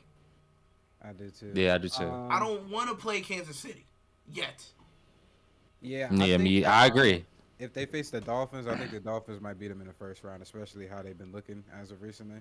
If I think who the play the but Dolphins, they faced the Dolphins? Dolphins today though. the Kansas team. City, Kansas Yeah, City. Oh I yeah. like if the that. if the I Bills like win the that. second seed, then the Dolphins will become the sixth seed. The sixth seed will have to play Kansas City in Kansas Hey, City. black guy from We Fortnite. gotta win Thank you for coming tonight. in, bro. Appreciate you. Appreciate you, black guy from Oh yeah, Fortnite for thank pulling you.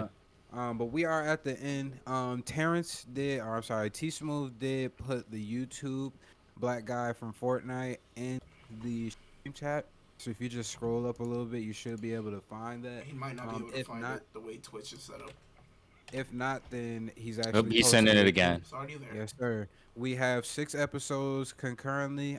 This is actually the seventh episode now, so we got a week's full of episodes. We starting off the week crazy. We Only just 5. dropped. The sixth one drops tomorrow. Sixth one drops tomorrow. We have 5 episodes right now on there. Seventh episode will be dropping on Wednesday. I think we're gonna do a timetable of do the live streams on Sunday, drop it on Wednesday, and then I'll start to do more editing so we can release shorter clips that y'all don't have to parse through uh, content if y'all on the move or on the go or anything like that, just to make things easier for y'all. Again, we are a work in progress. If you have anything that you I think that we can improve upon, just let us know. We would greatly appreciate that. Find us at YouTube at Squad Nero 716. You can find me at Sage, aka Sage the Samurai, Legend of Sage on PSN. I got my good brother again, Niall, aka Croco's Corner. If you go to his Instagram or his links, they should be in our YouTube descriptions as well. You'll be able to find different podcasts that go over history and different topics as well. We got Chef D, aka Derek, and then we got Terrence, aka T Smooth, in here as well. You can find his Twitch channel. Obviously, you're watching it right now. He streams all sorts of games and everything. I also stream as well at Legend of Sage on Twitch. Thank y'all again, man. This has been a hell of a ride so far. There's 7 episodes. It seems like it's not even that much. Like it's crazy for me to think about it that we've already almost got double digits. I feel like that would be even a milestone for us to even reach that shit. I'm not. Woo! We're gonna keep going. We're gonna keep improving. You're gonna see us at some cons in the somewhat future. So we're just gonna keep taking this shit to the next level. Again, thank y'all and hope y'all have a nice day. Thank you guys. Thank y'all. Thanks. All right, y'all. I gotta hit the work.